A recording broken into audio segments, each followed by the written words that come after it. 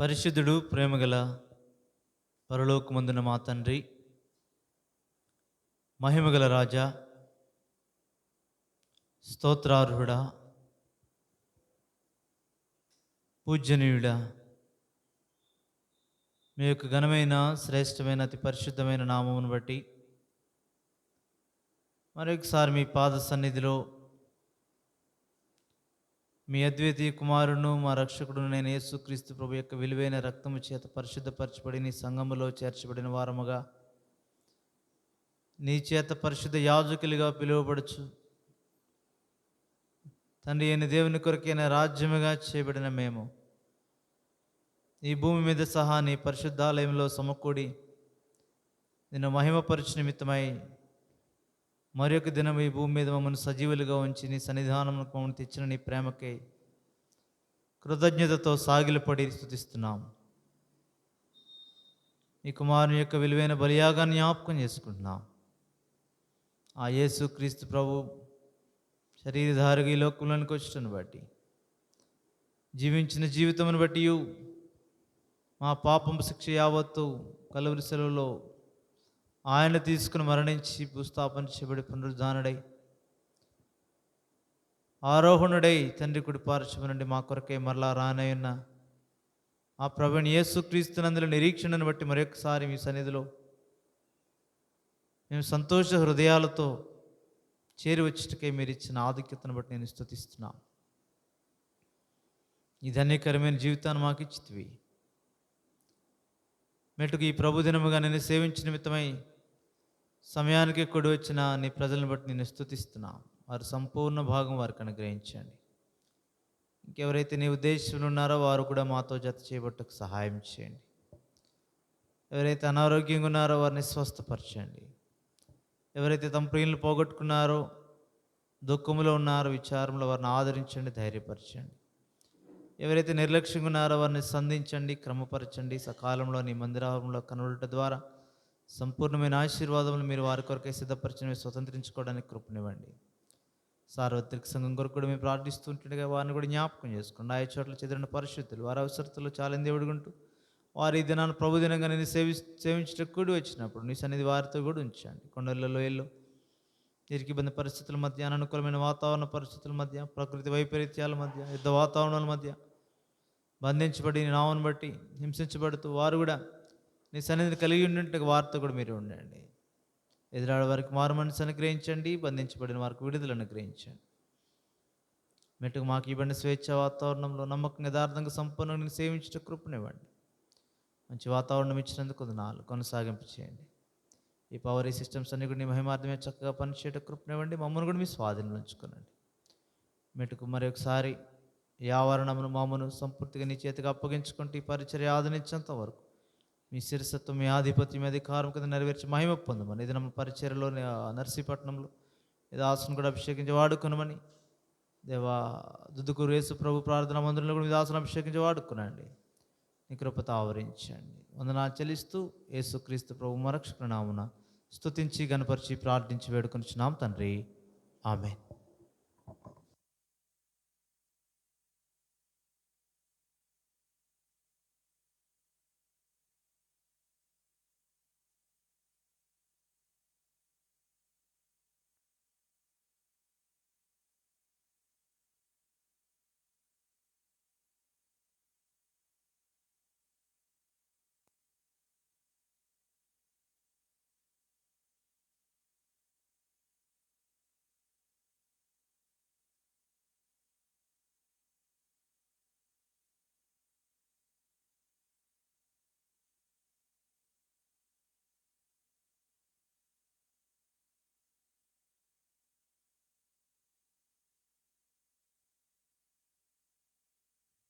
పాట సంఖ్య 194, 192 పాత పాటలు. 194, 192.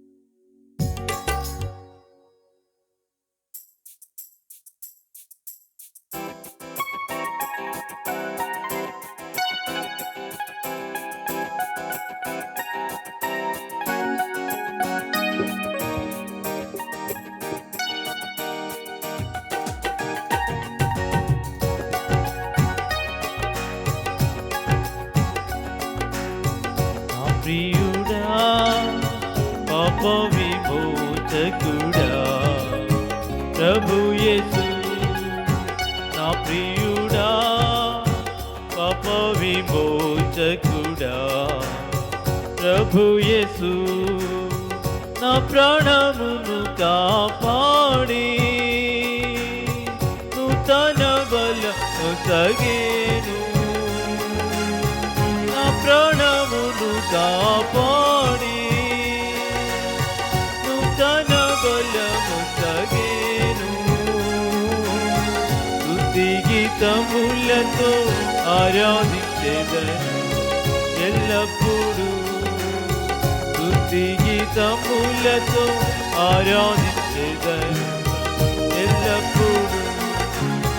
నా ప్రియుడా, పాప విమోచకుడా ప్రభు యేసు నా ప్రియుడా, పాప విమోచకుడా ప్రభు యేసు.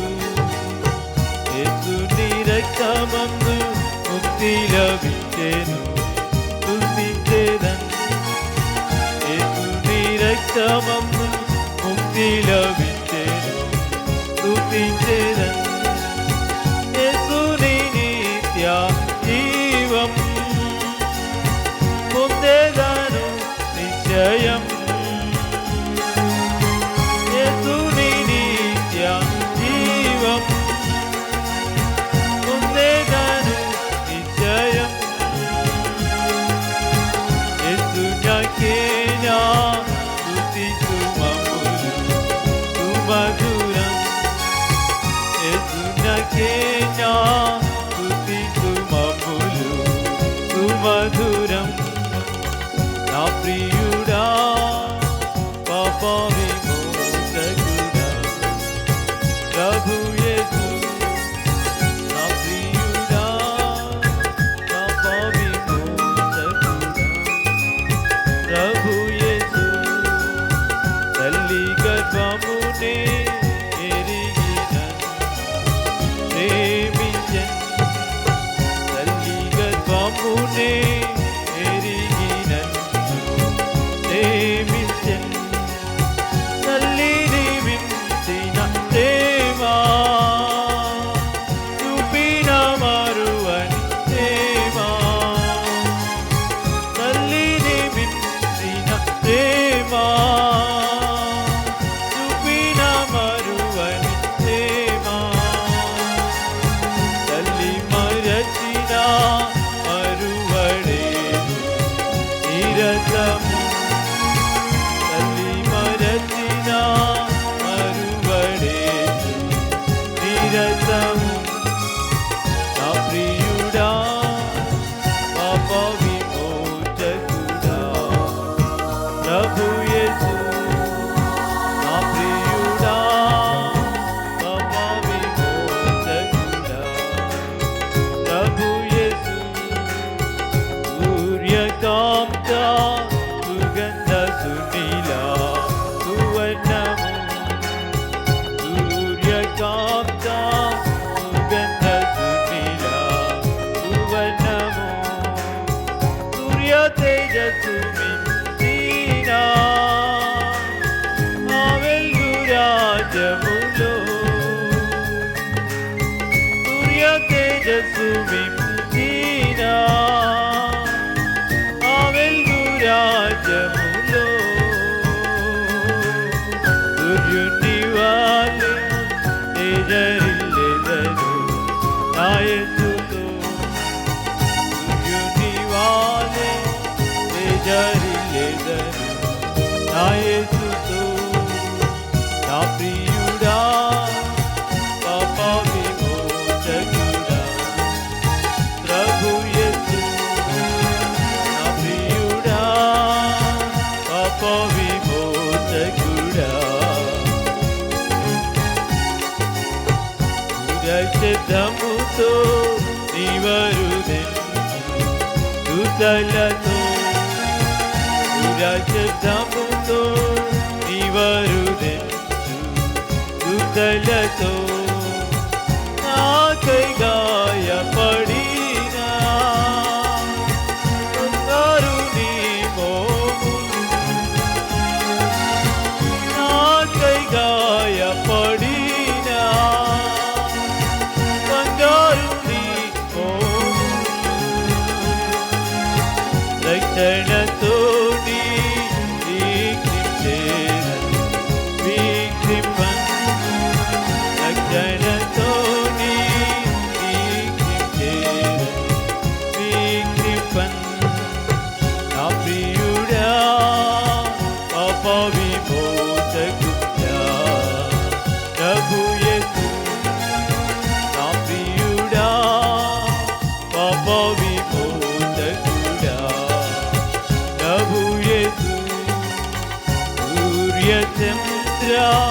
ఆకాశం దాటి నీ చెంతకు సూర్య చంద్ర ఆకాశం దాటి నీ చెంతకు జీవవృక్షమున చెంత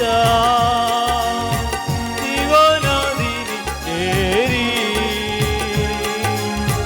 జీవవృక్షమున చెంత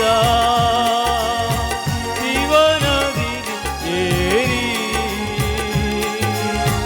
హల్లెలూయా హల్లెలూయా ఎల్లప్పుడూ హల్లెలూయా హల్లెలూయా ఎల్లప్పుడూ నా ప్రియుడా పాప విమోచకుడా ప్రభు యేసు నా ప్రియుడా పాప విమోచకుడా ప్రభు యేసు నా ప్రాణమును కాపాడి నూతన బలము తగేను నా ప్రాణమును కాపాడి నూతన బలము తగేను స్తుతి గీతములతో ఆరాధించెదను ఎల్లప్పుడూ స్తుతి గీతములతో ఆరాధించెదను ఎల్లప్పుడూ నా ప్రియుడా పాప విమోచకుడా ప్రభు యేసు నా ప్రియుడా పాప విమోచకుడా ప్రభు యేసు.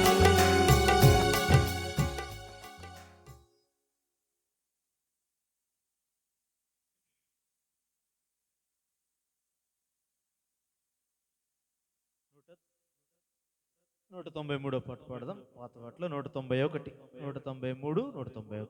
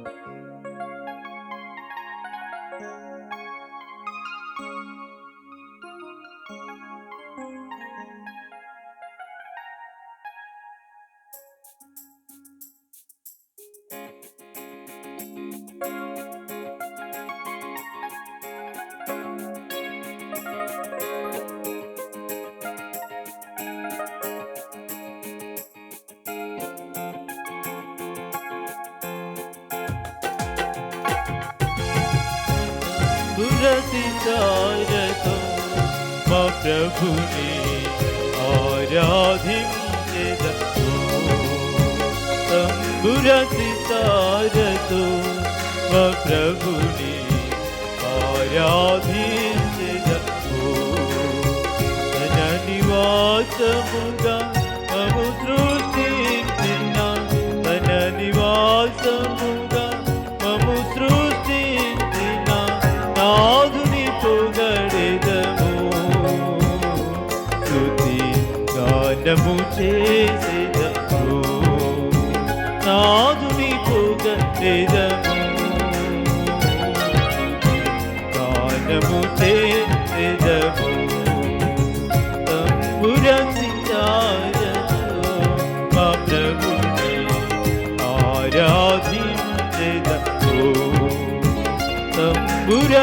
సితారతో మా ప్రభుని ఆరాధించెదము. ఆది ఆదాము మరణ శాసనము ఆ శరీరము ఏలుతుండగా, ఆది ఆదాము మరణ శాసనము ఆ శరీరము ఏలుతుండగా, అమరుడవై ప్రభు భువికే తెంచి, అమరుడవై ప్రభు భువికే తెంచి, మరణపు ముళ్ళు విరచి మరణము గెలిచిన మా ప్రభువా, మరణపు ముళ్ళు విరచి మరణము గెలిచిన మా ప్రభువా.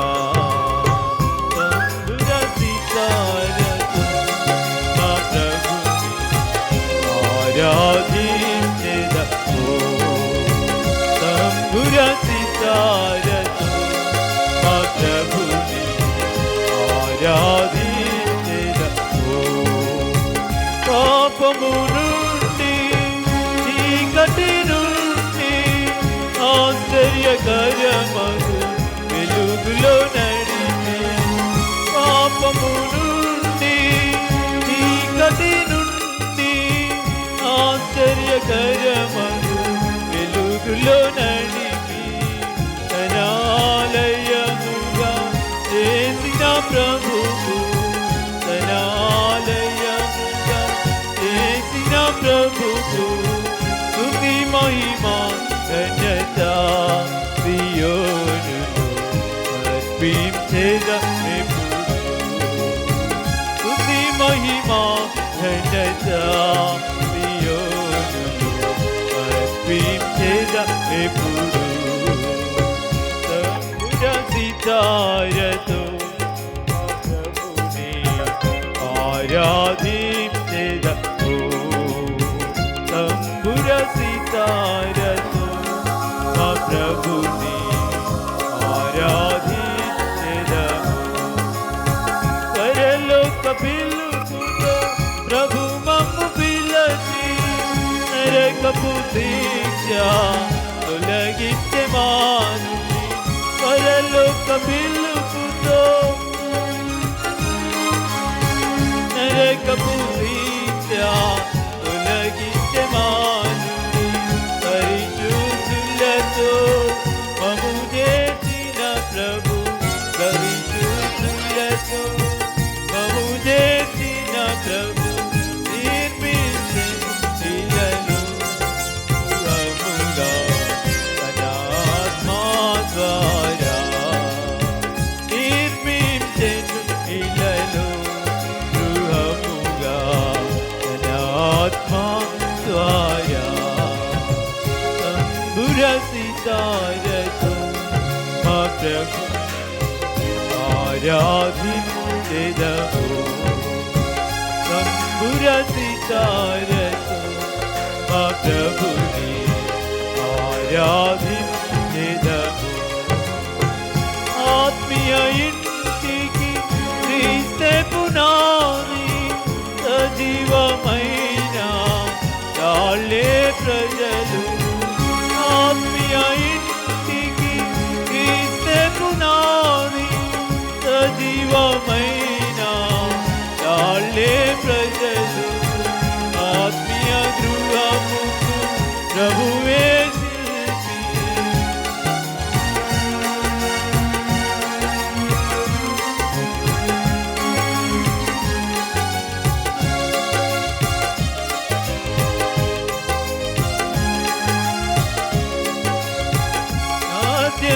ఆద్యంతరహితుడై నడుపును మోక్షపురికి మప్పు.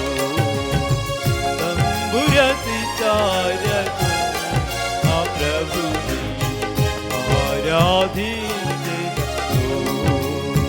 తంబుర సితారతో మా ప్రభుని ఆరాధించెదము. మన్నైనా వెనుకటి వల్లనే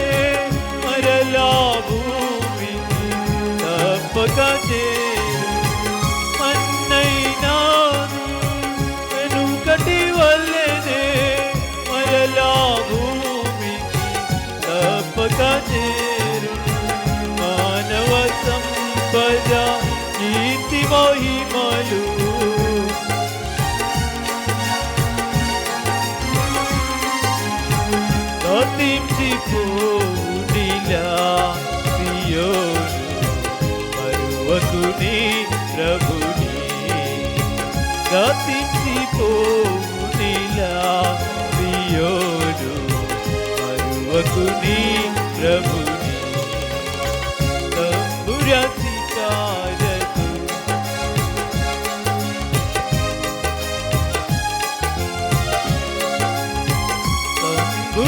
తంబురసితారతో మా ప్రభుని ఆరాధించెదము లెబానోను వీడి నా తోరంపు లోకపు ఆశలు గతించిపోవును లెబానోను వీడి నా తోరంపు లోకపు ఆశలు గతించిపోవును ఎర్మోను గెత్సెమనే గొల్గొతా దాటి ఎర్మోను గెత్సెమనే గొల్గొతా దాటి హెబ్రోను చేరుదము ప్రభువును ఆరాధించెదము హెబ్రోను చేరుదము ప్రభువును ఆరాధించెదము తంబురసితారతో మా ప్రభుని ఆరాధించెదము తంబురసితారతో మా ప్రభుని ఆరాధించెదము తన నివాసముగా మము సృష్టించిన తన నివాసముగా మము సృష్టించిన నాదుని పోగా ఎదము స్తుతి గానము చేసెదము నాదుని పొగడెదము స్తుతి గానము చేసెదము తంబురసితారతో మా ప్రభుని ఆరాధించెదము తంబురసితారతో మా ప్రభుని ఆరాధించెదము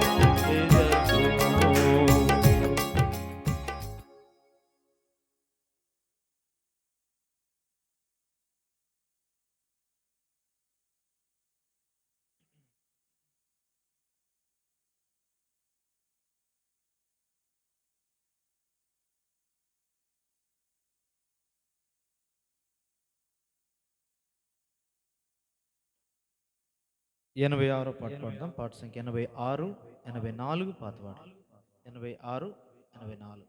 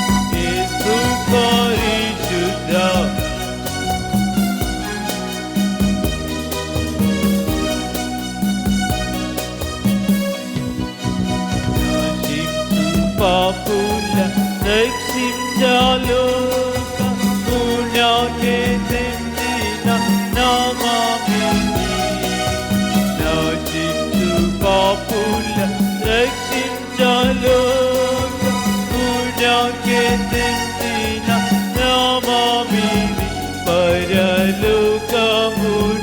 చేర్చునామామిది పరలోకమున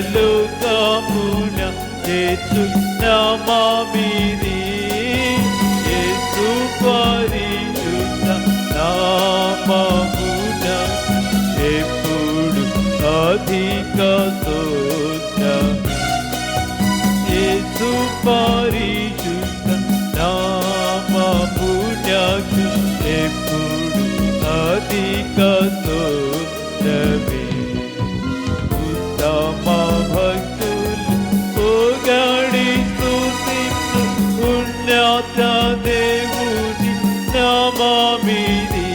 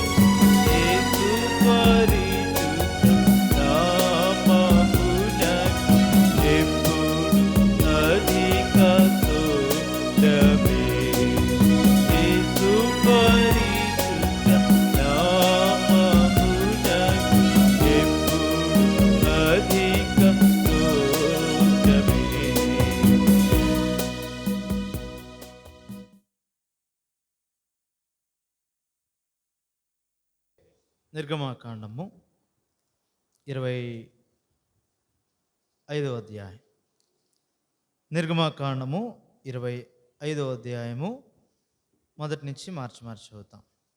నిర్గమాకాండము 25వ అధ్యాయం. యెహోవా మోషేకి ఇలాగ సెలవిచ్చెను,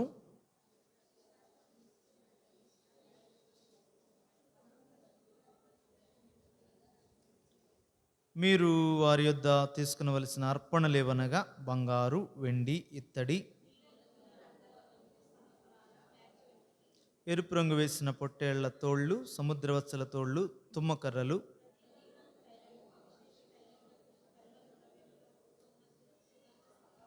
లేతపచ్చలు, ఏఫోదుకును పతకమునకును చెక్కు రత్నములనినవే నేను నీకు కనుపరచు విధముగా మందిరం యొక్క రూపమును దాని ఉపకరణములన్నిటి రూపమును నిర్మింపవలెను. ప్రభు సహాయం కొరకే ప్రార్థన చేయండి. ప్రేమ కలిగిన తండ్రి, మరొకసారి నీ కొందనాలు. నీ ప్రజలంగా నీ సన్నిధిలోనికి మరొకసారి సమకూర్చి పాటల ద్వారా నిన్ను మహిమపరచుటకు, ఆరాధించుటకు, నిన్ను ఘనపరచుటకు మాకు ఇచ్చిన ఈ ప్రశస్త సమయాన్ని బట్టి నిన్ను స్తుతిస్తున్నాం. ఇప్పుడు వ్యక్తిగతంగా సమాజంలో నిన్ను గురించిన నూతనమైన గీతం మాలో ఉంచి నిమిత్తమై నీ పరిశుద్ధ లేఖనాలు కూడా చదువుటకే మీరు మాకు ఇచ్చిన కృపకే వందనాలు. అయితే ఈ దినం ఏ రీతిగా మాతో మాట్లాడగోరుచున్నావో, ఏ ప్రత్యక్షత మాకు చూపించి నిన్ను ఆరాధించగోరుచున్నావో బట్టి సంతోషంతో నీ వాక్యం ద్వారా, నీ జీవగల మాటల ద్వారా మమ్మల్ని నింపండి. నిలబడి నీ దాసునైనా నేను నిష్ప్రయోజ దాసునని ఒప్పుకొనిచున్నాను. నేను ఖాళీ చేసుకుని చుంటుండగా మీ యొక్క ఆత్మతో నింపి నీ ప్రజలమైన మా కొరకే మీరు ఉద్దేశించిన వర్తమానం మాకు అనుగ్రహించండి. చదవని లేఖలను ఆశీర్వదించండి, విరిచి పంచి ఇవ్వండి. కూడి వచ్చిన ప్రతి బిడ్డను జ్ఞాపకం చేసుకునండి. వారికి అవసరమైన సంగతులతో తృప్తిపరచమని యేసుక్రీస్తు ప్రభు మా రక్షకుని నామమున స్తుతించి గణపరిచి ప్రార్థించి వేడుకొనుచున్నాం తండ్రి.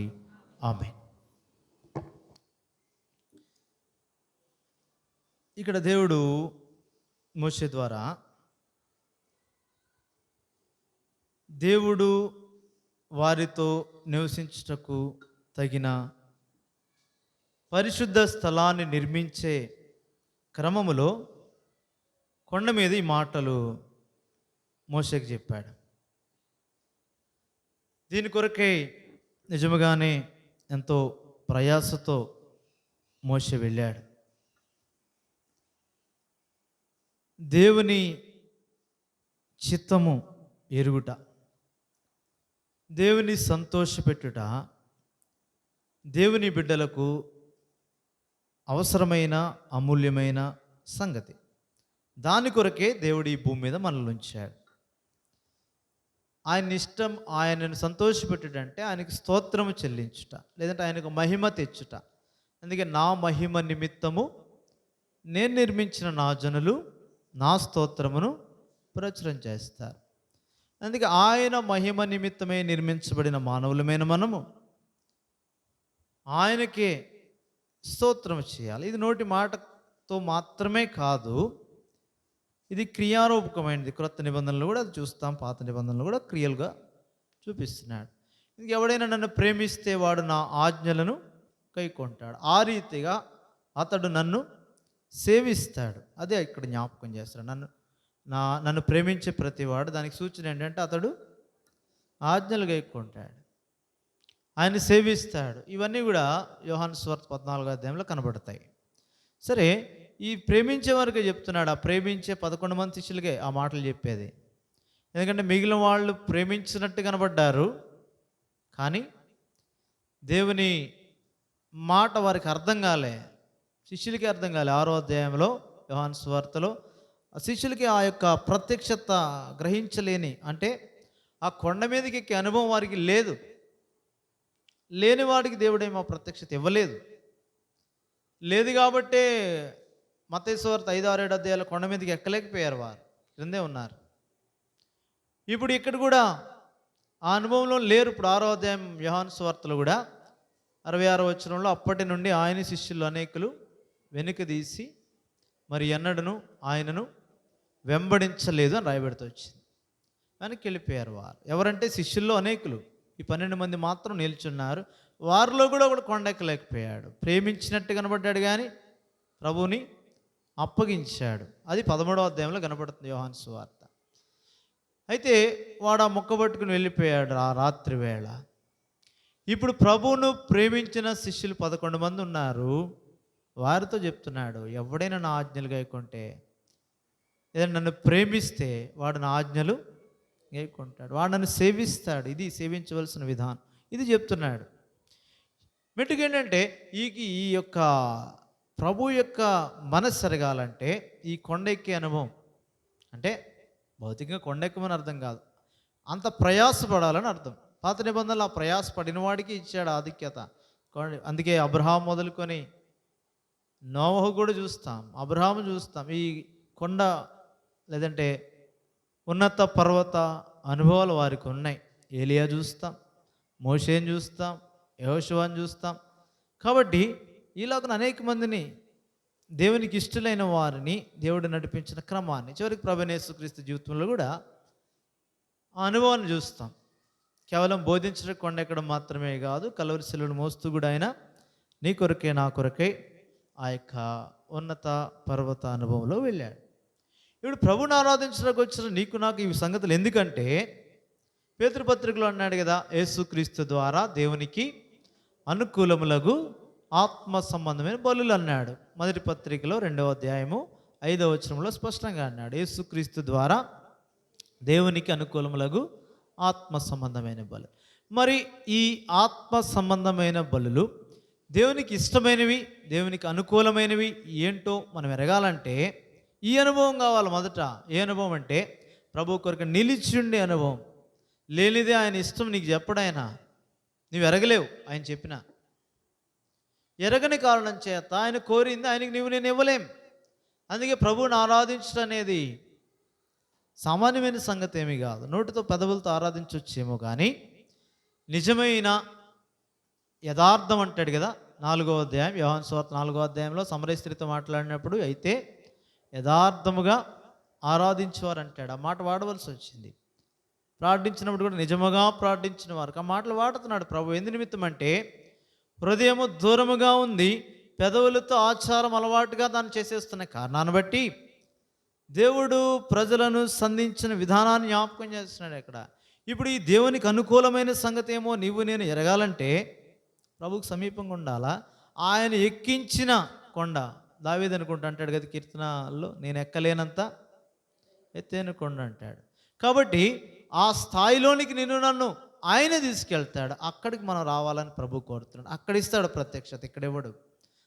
అబ్రహాము కూడా ఎక్కడ చెప్పాడు, అక్కడికి వెళ్ళగన్నాడు. 22వ అధ్యాయంలో అన్ని పరిశోధనలు అయ్యాక చివరిలో అబ్రహాము ఈ సంగతులు జరిగిన తర్వాత దేవుడు అబ్రహామును పరిశోధించాడు. ఎట్లనగా అబ్రహాము అని పిలిచాడు, నీకొక్కడైన కుమారుడనగా నీవు ప్రేమించి ఇస్సాకును ఎక్కడికి వెళ్ళాలి ఇప్పుడు, మొరియా దేశం పోయి అక్కడ నేను నీకు చూపించే పర్వతం మీద మాత్రమే అక్కడే బలి, అక్కడే దహన బలిగా అర్పించు. నువ్వు ముందు ఎక్కువ వెళ్ళి చూడు, నువ్వు ముందు ప్రయాణం చేయి. 3 దినాలు ప్రయాణం చేశాడు, అప్పుడు అక్కడ చూపించాడు. అందుకే ఇశ్రాయేలుతో కూడా అదే అంటాడు, ఈ 3 దినముల ప్రయాణంతో దూరం పోయి మేము మా దేవుడిని యెహోవాకు బలి అర్పించి మరలా వస్తామని ఫరోతో చెప్పు. ఏంటో 3 దినాలు మోషేకి తెలుసు, తర్వాత చెప్పాడు. తర్వాత అర్థమయ్యాక చెప్పాడు, మా దినములు లెక్కించడానికి మాకు నేర్పు అన్నాడు. అప్పుడు ముందు అర్థమవలేదు ఆ సంగతులు. ఎందు నిమిత్తమే ఆయన మరణ, భూస్థాపన, పునరుద్ధానములను గుర్చిన సంగతులు అర్థం కావాలంటే అనుభవపూర్వకంగా అవి శ్రమతో కూడుకున్నాయి. ఇష్టపడి మనము ప్రభువుని వెంబడిస్తేనే అవి మనకు అర్థమవుతాయి. అర్థమైతే ప్రభు మనల్ని విడిచిపెట్టడం, మనం ఆయన విడిచిపెట్టం. అర్థం కాని కారణం చేత ప్రభు కోరిన ఆరాధన మనకు తెలియని కారణం చేత ఆయన ఆరాధించలేకపోతున్నాం. ప్రభు అదే ఇది నా జ్ఞాపకం చేస్తున్నాడు. కాబట్టి ఆయనను గుర్చిన సంగతులు, ఆయనకు అనుకూలమైన ఆత్మ సంబంధమైన బలులు ఎరగాలంటే ఆయన దగ్గరికి వెళ్ళాలి. అదే పై 4వ వచనంలో అంటాడు, పేతురు మొదటి పత్రిక 2వ అధ్యాయం 4వ వచనంలో ఏమంటాడు, మనుషుల చేత విసర్జింపబడినను దేవుని దృష్టికి ఏర్పరచబడినది అమూల్యమును సజీవమునైన రాయుయగు ప్రభునందుకు అక్కడికి వస్తే అర్థమవుద్ది.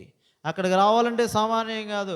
మనం వెళ్ళేది పొగిడే యేసు ప్రభు దగ్గరికి కాదు, మనుషుల చేత విసర్జింపబడిన యేసు ప్రభు దగ్గరికి వస్తే, మనుషుల చేత తృణీకరించబడిన యేసు ప్రభు దగ్గరికి వస్తే, మనుషుల చేత వ్యసనాక్రాంతుడిగా, వ్యాధిని అనుభవించేవాడిగా మనుషుల కళ్ళకు కనబడిన వాడి దగ్గరికి వస్తే, మనుషులు చూడనల్లని స్థితిలోనికి మార్చబడిన ఆయన దగ్గరికి వస్తే అప్పుడు అర్థమవుతుంది ఆయన ఎలాంటి వాడు, ఏర్పరచబడిన వాడు, అమూల్యమైన వాడు, సజీవమైన వాడు. అప్పుడు మనల్ని కూడా అట్లా చేస్తాడు. పరిశుద్ధ యాజకులు, సజీవమైన రాళ్ళు, ఆత్మ సంబంధమైన మందిరం, ఈ 3 తర్వాత వచనంలో వాడుతున్నాడు. ఆయన దగ్గరికి వచ్చినప్పుడు నిజానికి మనకు భౌతికంగా అలాగే కనబడతాడు. చేతకాని వాడిగా సిలువలో చనిపోయిన ప్రభు దగ్గరికి నీవు రావాలి. నీవు కూడా అలాగే చేతకాని వాడు, నీ పాపం విషయం నువ్వేం చేసుకోలేవు, బలహీనుడో, భక్తిహీనుడో, పాపివి, శత్రువి. అలాంటి పరిస్థితుల్లో నా వల్ల కాదు, నీవే దేవుని దగ్గరికి. అయితే మానవ స్వభావం దానికి వ్యతిరేకంగా ఉంటుంది ఎల్లప్పుడూ కూడా. మానవుడు అంటే క్రైస్తవుడు ఎప్పుడు కూడా అన్ని విషయాలు తన సొంత శక్తి మీద ఆధారపడి చేసి ఇంకా నా వల్ల కాదన్నప్పుడు ప్రభు దగ్గరికి వచ్చి ప్రార్థన చేస్తాడు. ఇది క్రైస్తవులంగా లేదంటే దేవుని పిల్లలంగా మనందరికీ ఉన్న వ్యాధి, రోగం అదే, స్వభావం అదే, నైజం అదే. మనకు కావాలనుకున్నాడు మన పనిలోనే, మన బలం ఉన్నప్పుడు, మన జ్ఞానం ఉన్నప్పుడు, మన ఆస్తి ఉన్నప్పుడు, మన స్థితిగతులు ఉన్నప్పుడు మన మీదే ఆధారపడతాం. ఎప్పుడైతే మనకి వ్యాధి కలిగిందో, అనారోగ్యం వచ్చిందో, లేమి కలిగిందో, అలాంటి నిరుత్సాహ పరిస్థితి వచ్చిందో అప్పుడే ప్రభు దగ్గరికి వస్తాం. అప్పుడు అంటాం ఏమని, మా వల్ల కాదు, నీవే మాకు దిక్కాను. కానీ ప్రభు అది కోరట్లేదు. నీకు ఇచ్చిన సర్వ సమృద్ధిలోను, నీకు కలిగిన లేమిలోను కూడా ఆయనే మాకు క్రీస్తే నా జీవమని చెప్పబద్దలమైన ఇట్టి ఆరాధన నా నుండి ప్రభు కోరుతున్నాడు. పౌలు అంటాడు, అందుకే నేను ఆకలి గునిండుట నేర్చుకున్నాను, సమృద్ధి కలిగినట్టు కూడా అన్ని స్థితులలో సంతృప్తి కలిగి ఉన్నా నేర్చుకున్నాను. ఇది జ్ఞాపకం చేస్తున్నాను. ఇట్టి వాడు మాత్రమే ప్రభుని ఆరాధించగలడు. ఇట్టి స్థితిలో ఉన్న వానికి మాత్రమే దేవుని ప్రత్యక్షత ఇవ్వబడుతుంది. ఇప్పుడు ప్రభుని ఆరాధించిన నిమిత్తమై ఇప్పుడు ఇక్కడ మోషే కష్టపడుతున్నాడు. ప్రభువుతో అంటే ప్రభువు దేవుని ప్రజలతో కలిసి నివాసము చేయ నిమిత్తమై ఆ దేవుణ్ణి నేరుగా ఆ ప్రజలు ఆరాధించి బలులర్పించి నిమిత్తమై దేవుడు చెప్పాడు, నేను వారిలో నివసించినట్లు వారు నాకు ఒక పరిశుద్ధ స్థలాన్ని నిర్మించాల. 25వ అధ్యాయం 8వ వచనంలో మాటలు కూడా చదివినాం మనం. ఇప్పుడు ఈ ప్రత్యక్షత కొరకే మోషే ఎంత కష్టపడ్డాడంటే 24వ అధ్యాయంలో కనబడుతుంది ఆయన యొక్క ప్రయాస, ఆయన యొక్క కష్టము. మనం వెళ్ళినవాడు అక్కడ ఉన్న 40 రోజులు 40 రాత్రింబగళ్ళు అక్కడ ఉన్నాడంటే దానికంటే ముందు ఆ మధ్యలో ప్రయాసపడుతున్నాడు. ఒక పక్క ఇశ్రాయేలు ప్రజలు విడిచిపెట్టాడు, కింద అహరోను హూరులను వారి పైన పెట్టాడు. యెహోషువ మోషే మధ్యవరికి వెళ్ళారు. యెహోషువ ఇప్పుడు రాకూడదు, నువ్వు అక్కడ వేరే పైకి వెళ్ళిపోయాడు. గాఢాంధకారం కమ్ముకుంది, ఏమీ కనపట్లేదు ఆయనకి. అటు దేవుని స్వరం వినబట్లే, ఇటు ఇశ్రాయేలు ప్రజలతో టచ్ లేదు ఆయనకి, ఏమీ లేదు. అట్టి పరిస్థితుల్లో ప్రభు దానిలో పరీక్షించి ఇప్పుడు ఆయనకి పర్వత శిఖర అనుభవం ఇచ్చాడు. నీకు నాకు కూడా అంతే, ఊరికే వచ్చేది కాదు అది. అటు ప్రభు మాట్లాడే ఉన్నత శిఖరము ఎక్కి నీ శ్రమ తర్వాత ఆయన మాట్లాడే ఆయన స్వరాన్ని వినేదానికి ముందు, ఇక్కడ భూమి మీద నుండి ప్రత్యేకించబడేదానికి ముందు మధ్యలో ఒక స్థానం పెట్టాడు. అక్కడే పరీక్ష. అది ఇక్కడ కనపడుతుంది. 24వ అధ్యాయం 15వ వచనం. నిర్గమాకాండం 24:15. మోషే కొండ మీదకి ఎక్కినప్పుడు ఆ మేఘము కొండను కమ్మెను. యెహోవా మహిమ సీనాయి కొండ మీద నిలిచెను. మేఘము 6 దినములు దాని కమ్ముకొనెను. 7వ దినమున ఆయన ఆ మేఘంలో నుండి మోషేను పిలిచాడు. 6 దినాలు పరీక్షించాడు. 6 దినాలు వేచినాడు మోషే. ఏమీ తెలియదు, దేవుడు మాట్లాడు, దేవుని చూడలేడు, మేఘం ఉంది, క్రింద ఇశ్రాయేలీయులు కనపడరు, యెహోషువ లేడు, ఎవరు లేరు. ఈ వ్యక్తిగత సంధింపు నీకు నాకు ప్రవేశిస్తాడు. ఇది లేనిదే ఆయన యొక్క ప్రత్యక్షత తెలియదు, ఆయన ఏమీ చెప్పడు నీకు, ఆయన స్వరం వినబడదు, ఆయనతో ఉన్నట్టుగా తీసుకుని వెళ్ళాడు. కాబట్టి ఇక్కడైతే భౌతికంగా పాత నిబంధనలో మోషేను మేఘంలో తీసుకుని వెళ్ళాడు, అలా కాదు. ఇప్పుడు క్రొత్త నిబంధనలో ప్రత్యక్షత, దర్శనం, పరవాసి అంటాడు. ప్రకటన గ్రంథంలో ఏమంటాడు, నేను ఆత్మవశుడని అంటాడు. మరొక చోట పరవశుడనే, ప్రభు దినముందు నేను ఆయన వశంలో ఉన్నాడు, ఆత్మవశంలోని తీసుకుని పోబడతాం. అది ఉద్దేశం. అదే ఆత్మవశం అంటే ఏదో వేరే వేరే కాదు, ఏదో భాషలు మాట్లాడడం లేదంటే వేరే వేరే అవి కూడా ఉంటాయి, కానీ అవి మాత్రమే రుజువు కాదు. దాని అర్థం ఏంటంటే నీ వెరుగని ప్రత్యక్షత, ఆయన ఏమైనాడు అది నీకు ముందు చూపిస్తాడు. నీవు ఆయన కొరకు ఏం చేయాలి, ఏమి ఇవ్వాలి ఆయనకు, ఆయన చెప్తాడు నీకు, మనుషుడు చెప్పేది కాదు. ఇది నీ వశంలో నీవు ఉండవు, ఆయన వశంలో నీకు తీసుకుని రాబడతావు. ఇది ఆరాధన. నువ్వు సిద్ధపరచుకొని వచ్చి చక్కని మాటలతో చెప్పేది కదా ఆరాధన అంటే, అది పెదవులతో చేసే ఆరాధన. అది కాదు ప్రభు కోరేది. ఇది ఆత్మవశం. ప్రార్థన కూడా అంతే. అందుకే 8వ అధ్యాయం రోమాపత్రికలో అంటాడు, ఆత్మ తానే ఎలా ఉచ్చరింప శక్యము కానీ మొలుగులతో ఆయన మన పక్షాన విజ్ఞాపన చేస్తాడు. మాటలు ఉండవు, దానికి ఉండొచ్చు ఉండకపోవచ్చు, అయితే హృదయ సంబంధమైనది అది. వశము, ఆత్మవశము చేయబడిన వారు మాత్రమే. అందుకే అక్కడ ఆ వశం అన్న కానీ అప్పటికి ఇంకా ఆత్మ దిగి రాలేదు కాబట్టి పరిశుద్ధాత్ముడు ఏమంటాడంటే ఆత్మతో సత్యముతో తండ్రిని ఆరాధించాలి. ఆ ఆత్మవశం అంటే సామాన్యమేం కాదు, అది అందరికి వచ్చేది కాదు, అందరితో ఉండేది కాదు. ఎవడైతే మనుషుల చేత విసర్జింపబడిన దేవుని దృష్టికి ఏర్పరచబడిన అమూల్యమైన సజీవమైన రాయకు ప్రభు యొద్దకు వస్తావో అట్టివాడు ఏం చేయబడతాడు, ఇప్పుడు పరిశుద్ధ యాజకుడిగా చేయబడతాడు. తర్వాత రెండోది సజీవమైన రాయిగా చేయబడతాడు. మూడవది ఆత్మ సంబంధమైన మందిరంగా కట్టబడతాడు. ఈ ఆధిక్యత నీకు ఇచ్చాడు, నాకు ఇచ్చాడంటే మనం ఆత్మవశంలో ఉన్నట్టే, ఆత్మ మందిరముగా కట్టబడుతున్నట్టు. ఇట్టి వారికే వాక్యములో నుండి ఈ ఆత్మవశులమైన మనకు ఆయన మనస్సు ఏంటో చూపిస్తాడు. ఎవరికి ఏది చూపిస్తాడు, ఆయన చూపిస్తాడు. నీ స్థితి జ్ఞాపకం చేయడానికి వర్తమానం, అంతేగాని ప్రభువే నేరుగా ఎవరితో వారితోనే మాట్లాడతాడు వ్యక్తిగతంగా. కాబట్టి ఆయన ఏమి కోరుతున్నాడు నీ నుండి, ఆయన నా నుండి ఏం కోరుతున్నాడు, మనతో మాట్లాడడం. మనం ఆయన కోరింది అనగా దేవునికి అనుకూలములకు ఆత్మ సంబంధమైన బలర్పిస్తాం. దాని కొరకే మోషే ఇక్కడ 6 దినాలు ఉన్నాడు.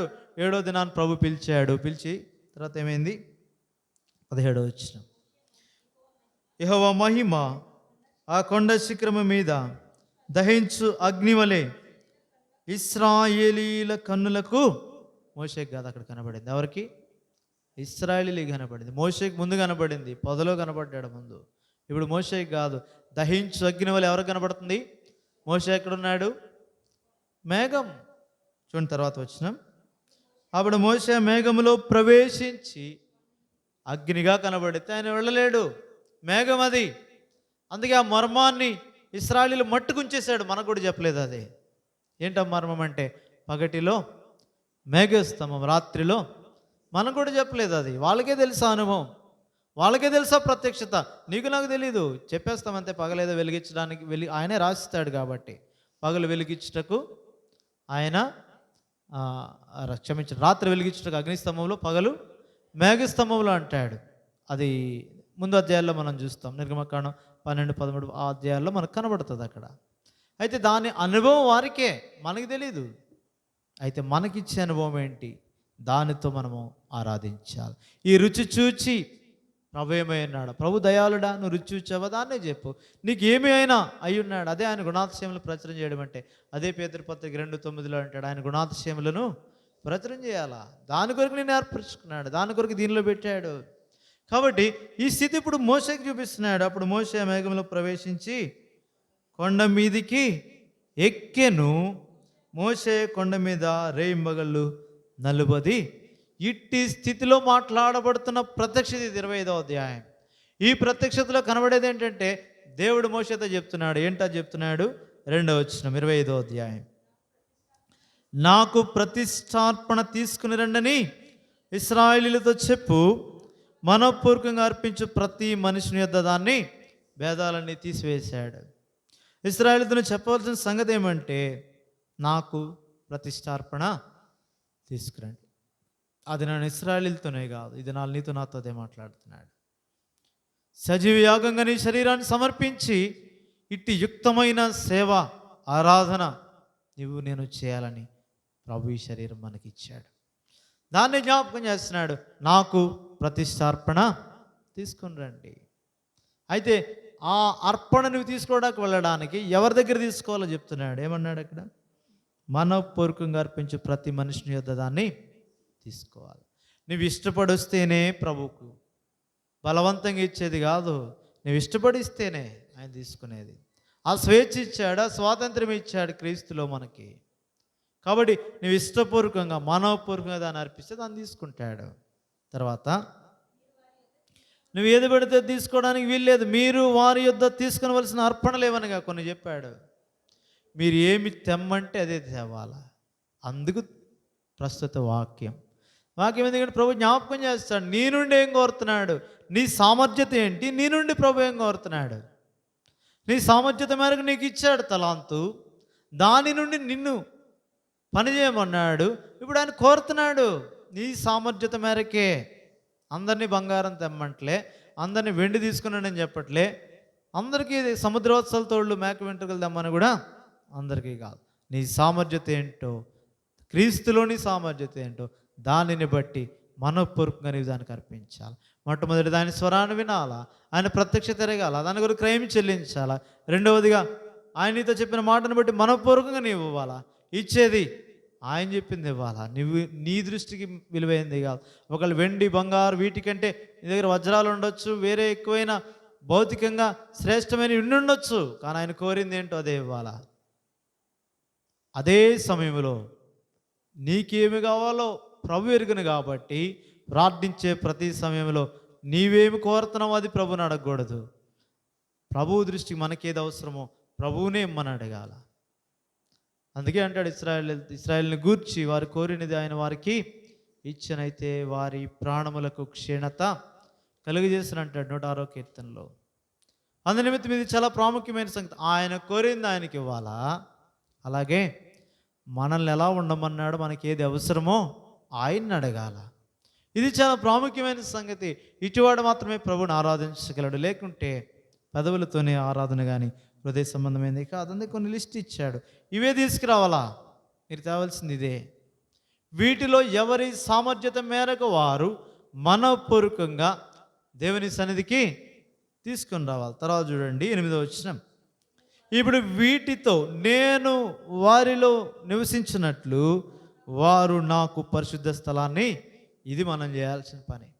ప్రభుని ఆరాధించడం అంటే నోటితో చేసేది మాత్రమే కాదు, జిహ్వా ఫలమే అర్పించేది. కానీ ఈ పరిశుద్ధ స్థలాన్ని నిర్మించడం ఏంటా పరిశుద్ధ స్థలం? నీవు నేనే, నిర్మించేవాడు ఎవరు? ఆయనే. అదే అక్కడ చూస్తాం, ఆత్మ సంబంధమైన మందిరముగా కట్టబడుచున్నారు. ఆయన కడుతున్నాడు, నిజమే.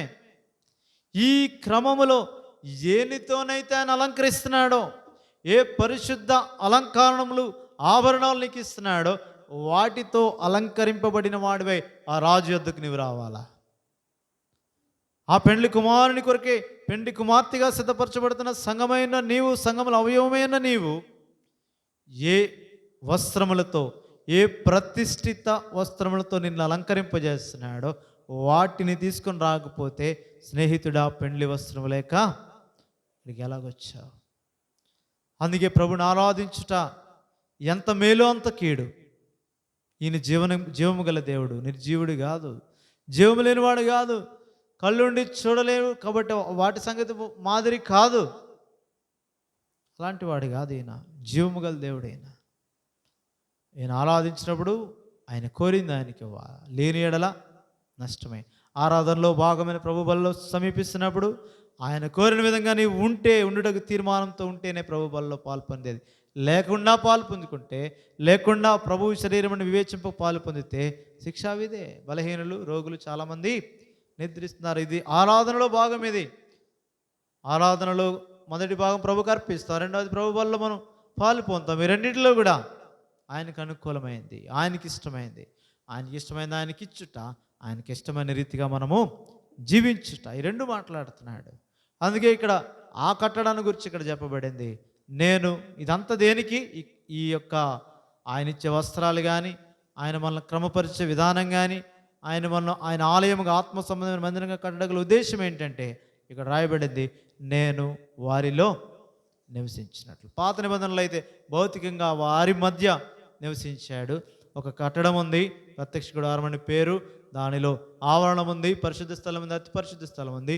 అతి పరిశుద్ధ స్థలంలో మందస్సం ఉంది, మందస్సం పైన కరుణాపీఠం ఉంది, దానిపైన ఆయన ఆసీనుడై వారి మధ్య ఉన్నాడు, భౌతికంగా ఉన్నాడు.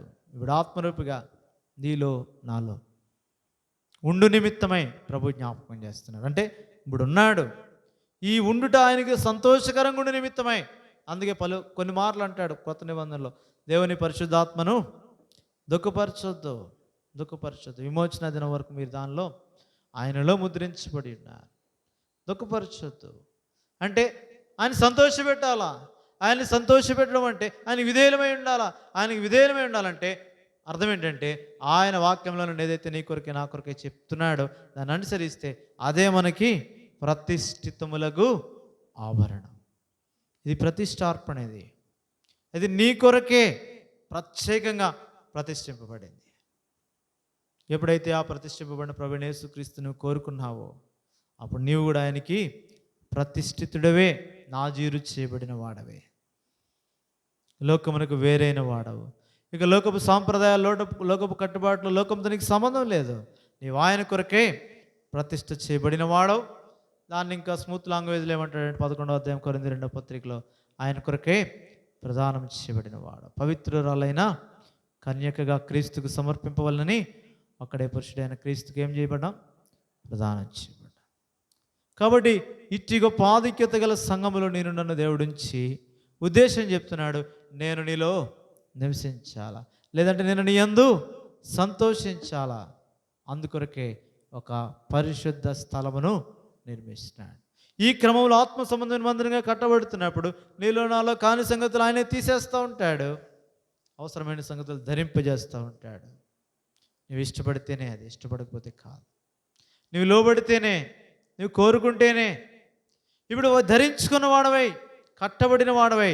ఎలా కట్టబడాలా తర్వాత చదవండి. తర్వాత వచనం 9వ వచనం 25:9 నిర్గమకాండం. నేను నీకు కనుపరచు విధముగా మందిరము యొక్క ఆ రూపమును, దాని ఉపకరణములన్నిటి రూపమును అలాగే చేయాలా, మార్చడానికి లేదు.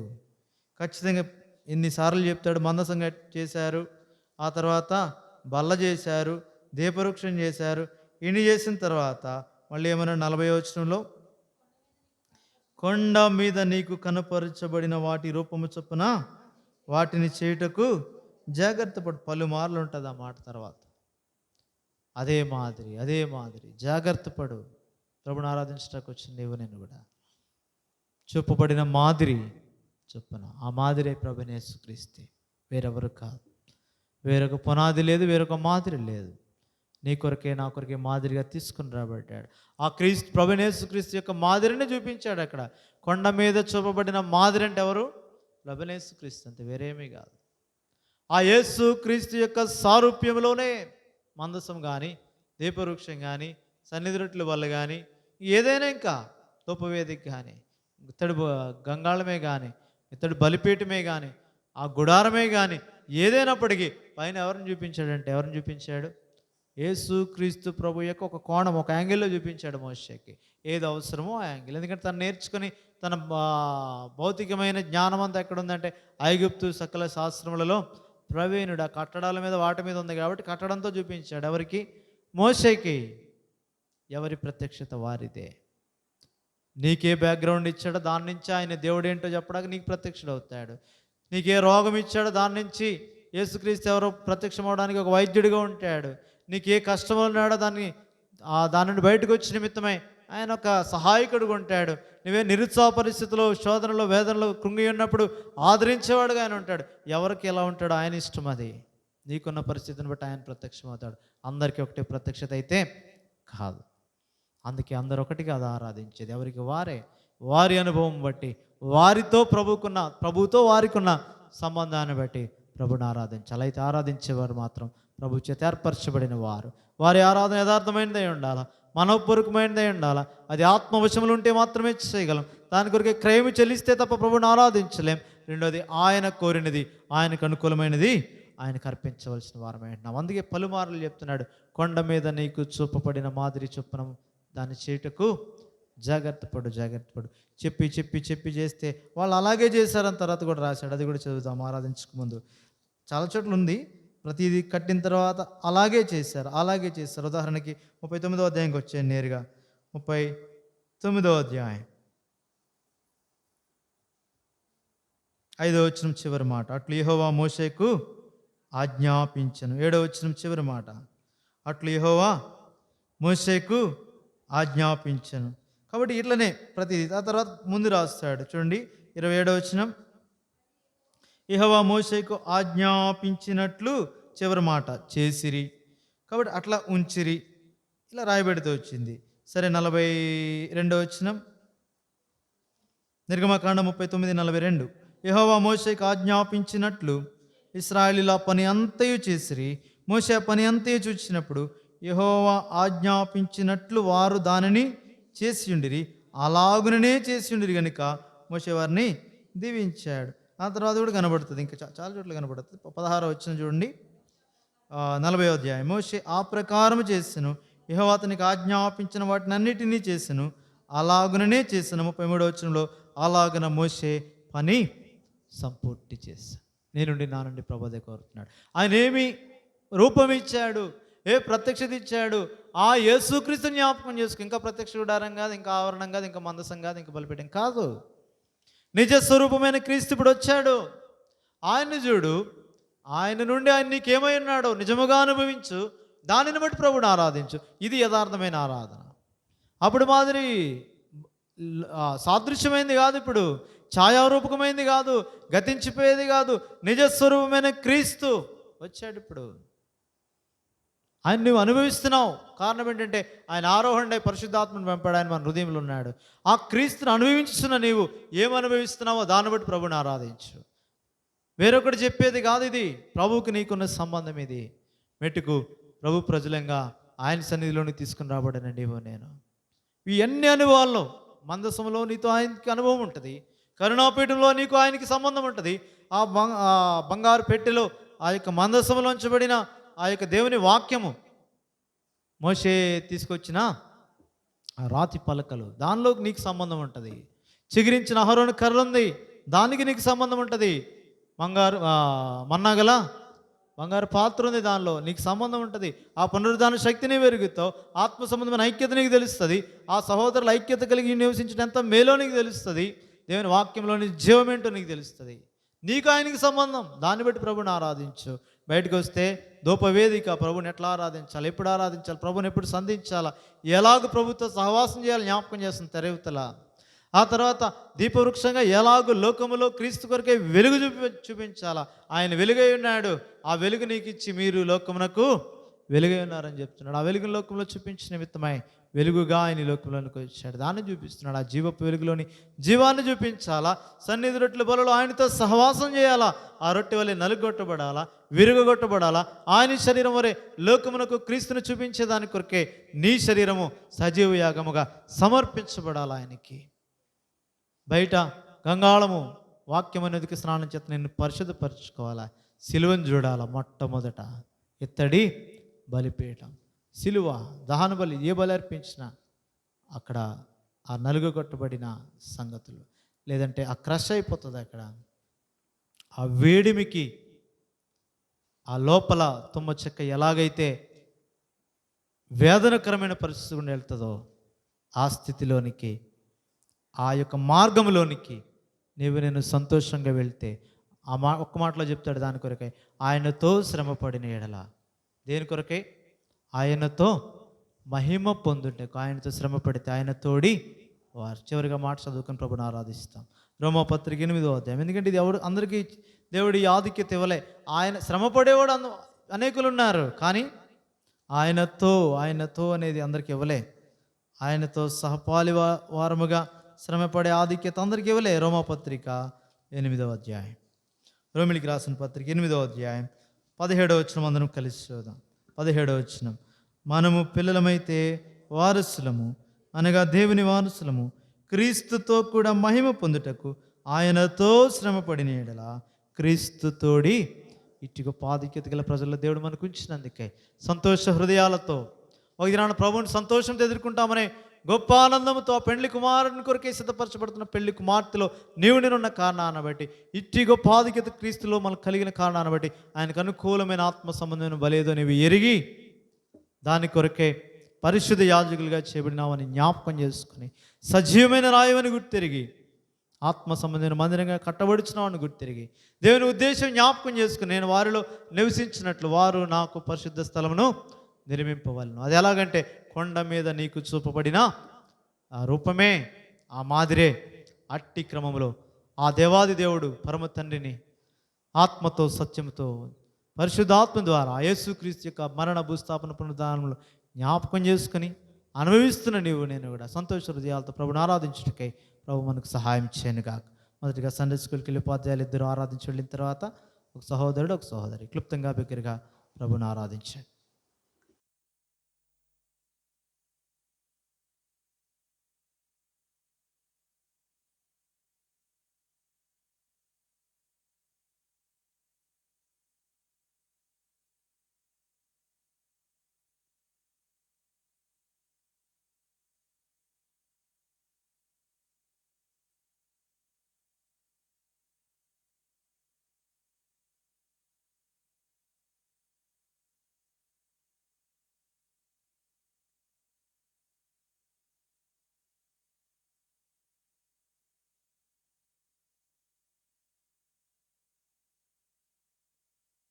నాలుగు 445 పాట పాడదాం. పాట సంఖ్య 445, 442 పాత పాటలు.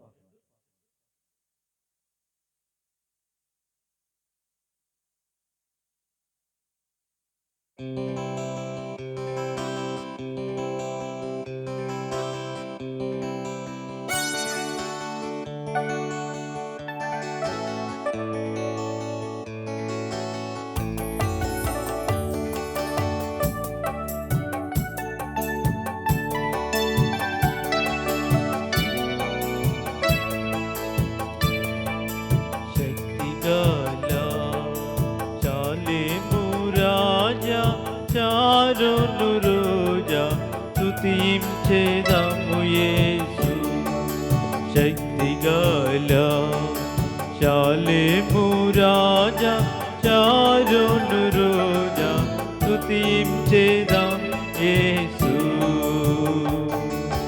పూర్వమున పలికిన నీ ప్రవచనోక్తులన్నీ తగ్గగను మక్కువతో చేసితివి నీవు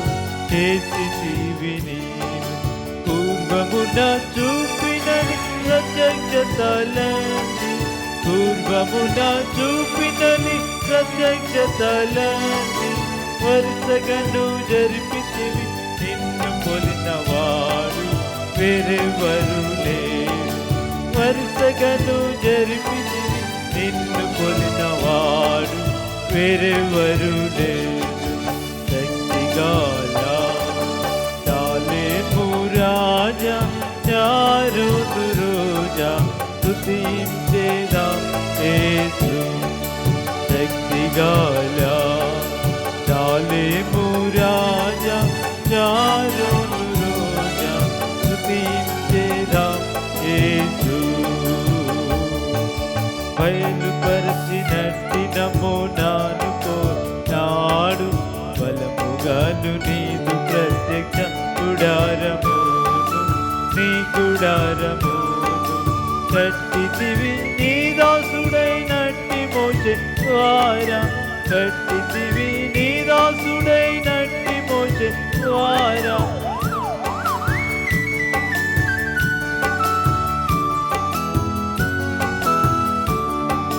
నింపితివి నిన్నైన నీ ప్రభావమహిమను శక్తిగా చాలేము రాజా చారును రోజా స్తుతించేదా యేసు శక్తిగా చాలేము రాజా చారును రోజా స్తుతించేదా యేసు చాలేము యెరూషలేములో ఆలయాము సొలొమోను ద్వారా కట్టించిన రాజా ఆలయమును నిర్మించి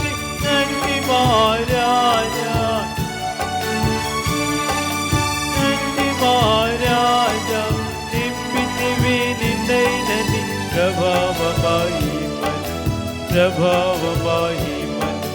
నింపితివి నిన్నైనని ప్రభావమహిమను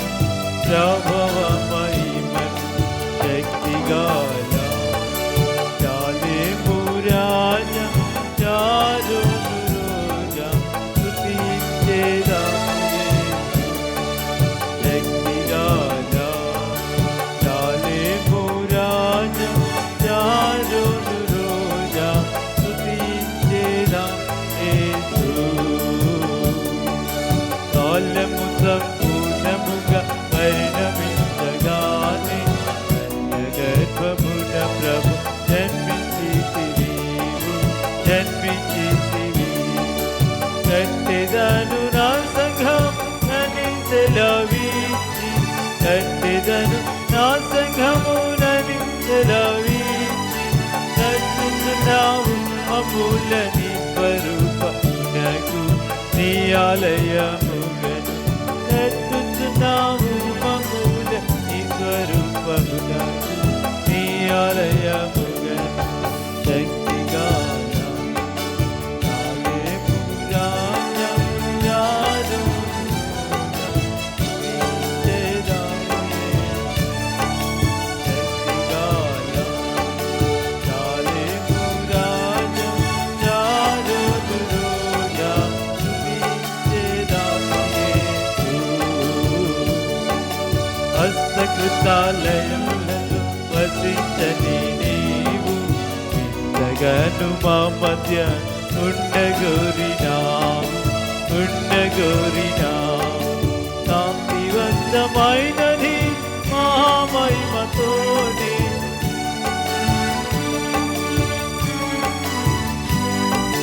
సొంత వారినంత నింప తీర్మానించినావు సొంత వారినంత నింప తీర్మానించిన శక్తిగాల చాలేము రాజా చారును రోజా స్తుతించేదా యేసు శక్తిగాల చాలే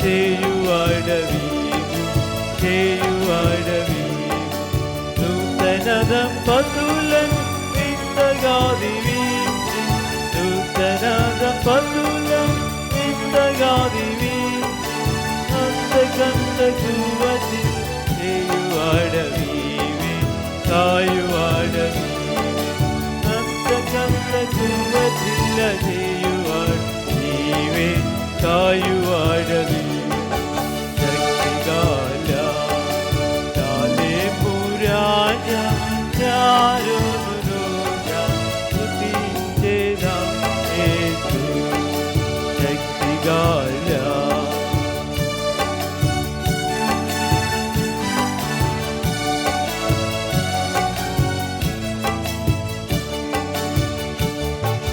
వ్యక్తులను కుటుంబములను మార్చివేసి పిల్లల తగ్గవదుగా మార్చివేసి నీవే మార్చివేసి వింతగా నా వధువులకు వరుణవైనావు వింతగా నా వధువులకు వరుణవైనావు అంతములేదాని మహిమరాజమునకు హల్లెలూయా ఆమేన్ అంతములేదాని మహిమరాజమునకు హల్లెలూయా శక్తిగాల తాలేము రాజా చారును రోజా స్తుతించెదం యేసు శక్తిగాల తాలేము రాజా చారును రోజా స్తుతించెదం యేసు.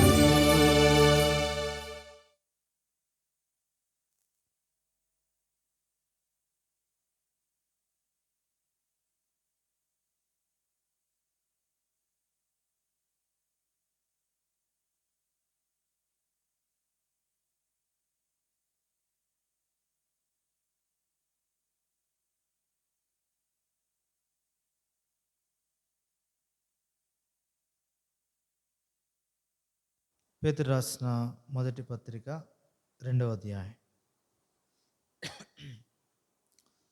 పేతురు రాసిన మొదటి పత్రిక 2వ అధ్యాయము 25వ వచనం అందరం కలిసి చదువుదాం. చివరి వచనం. పేతురు మొదటి పత్రిక 2వ అధ్యాయము 25వ వచనం. మీరు గొర్రెల వలె దారి తప్పిపోతిరి కానీ ఇప్పుడు మీ ఆత్మల కాపరియు అధ్యక్షుడునైన ఆయన వైపునకు మళ్ళీ ఉన్నారు. ప్రభు సహాయం కొరకే ప్రార్థన చేద్దాం. ప్రేమ కలిగిన తండ్రి, మరొకసారి వందనాలు. నీ కృపను బట్టి నీ ప్రజలంగా మమ్మల్ని సమకూర్చి నిన్ను ఆరాధించటకై ప్రశస్త సమయాలు మాకు ఇచ్చినాం. ఆరాధనలో భాగంగా ప్రభు బలను మేము సమీపిస్తున్నాం. నీ వాక్కుతో మమ్మల్ని దర్శించండి. నిలబడి నీ దాసునైన నిష్ప్రయోజకుడిని మీరే మీ ఆత్మతో నింపి వాడుకోనండి. కుడి వచ్చిన మమ్మను తృప్తిపరచండి. మా ద్వారా కూడా మీరు తృప్తిపరచబడినట్లుగా మమ్మల్ని సిద్ధపరచండి. యోగ్యముగా బలలో పాల్పంచుకున్నట్టుగా నీ వాక్యములను మాతో మాట్లాడి మమ్మల్ని దర్శించి పురుకొల్పమని యేసుక్రీస్తు ప్రభువు మా రక్షకుని నామున ప్రార్థించి వేడుకొనుచున్నాము తండ్రి. ఆమేన్. ఇక్కడ అపోస్తలుడైన పేతురు ప్రభువుని జ్ఞాపకం చేసి ఆయన మాదిరిని చూపించి ఈ మాటలు పలుకుతున్నాడు. ఏమంటున్నాడు ఇక్కడ? మీరు గొర్రెల వలె దారి తప్పిపోతిరి. ఈ మాటలు ఎవరికి చెప్తున్నాడంటే సంఘానికే. అంటే మొదటి అధ్యాయంలో ఎవరికని చెప్తున్నాడు? 2వ వచనం, లేదంటే మొదటి నుంచి చదవండి. పేతురు మొదటి పత్రిక 1వ అధ్యాయం మొదటి నుంచి. యేసుక్రీస్తు అపోస్తలుడైన పేతురు తండ్రి అయిన దేవుని భవిష్యత్ జ్ఞానమును బట్టి ఆత్మ వలన పరిశుద్ధత పొందిన వారై విధేయులగుటకును యేసుక్రీస్తు రక్తము వలన ప్రోక్షింపబడుటకును ఏర్పరచబడిన వారు. వాళ్ళకి చెప్తున్నాడు ఏమని? మీరు గొర్రెల వలె, మీ ప్రజెంట్ సిచ్యుయేషన్ అన్నమాట, ప్రస్తుత పరిస్థితి ఎట్లుంది. మీరెవరంటే ఆత్మ వలన పరిశుద్ధత పొందిన వారై విధేయులగుటకును యేసుక్రీస్తు రక్తము వలన ప్రోక్షింపబడుటకును ఏర్పరచబడిన వారు. దేవుని ప్రజలయుండి కూడా ఆయా అంటే వారికున్న శ్రమలు వేరు నిజమే, మనతో పోలిస్తే వారికి శ్రమలు వేరంటే ఎక్కువైనవి, మరణమంత శ్రమలవి. అయినా వారు చెదిరిపోయారు. పొంతు, గలతీయ, కప్పదొకియ, ఆసియా, బితునియ అనే దేశంలో యందు చెదిరిన వారిలో చేరిన యాత్రికులకు ఈ మాటలు చెప్తున్నాడు. వారితో చెప్తున్నాడు ఈ సంగతులు. వారికి క్రీస్తుని చూపించాడు. మీకు అనుభవం ఉందని కూడా అంటాడు. అక్కడ 2వ అధ్యాయం 1వ వచనంలో ఏమంటాడు? ప్రభు దయాళుడని ఉంది, మీకు మీరు రుచి చూచారు. కాబట్టి ఇలాంటి మీరేం చేయాలంటే, మీరు ఎదగాలి కాబట్టి వాక్యమనే ఆ పాలను అపేక్షించుడి, దాన్ని తీసుకోండి, స్వీకరించండి, బలం పొందాలా, అది జ్ఞాపకం చేస్తున్నాడు. నిజమే, వారికి ఈ లోకంలో శ్రమలే దాదాపు ఎలాగుందంటే, అట్టి వారికి ఈ లోకము యోగ్యమైంది కాదని హెబ్రీ 11లో అన్నట్లుగా ఉంది వారి పరిస్థితి.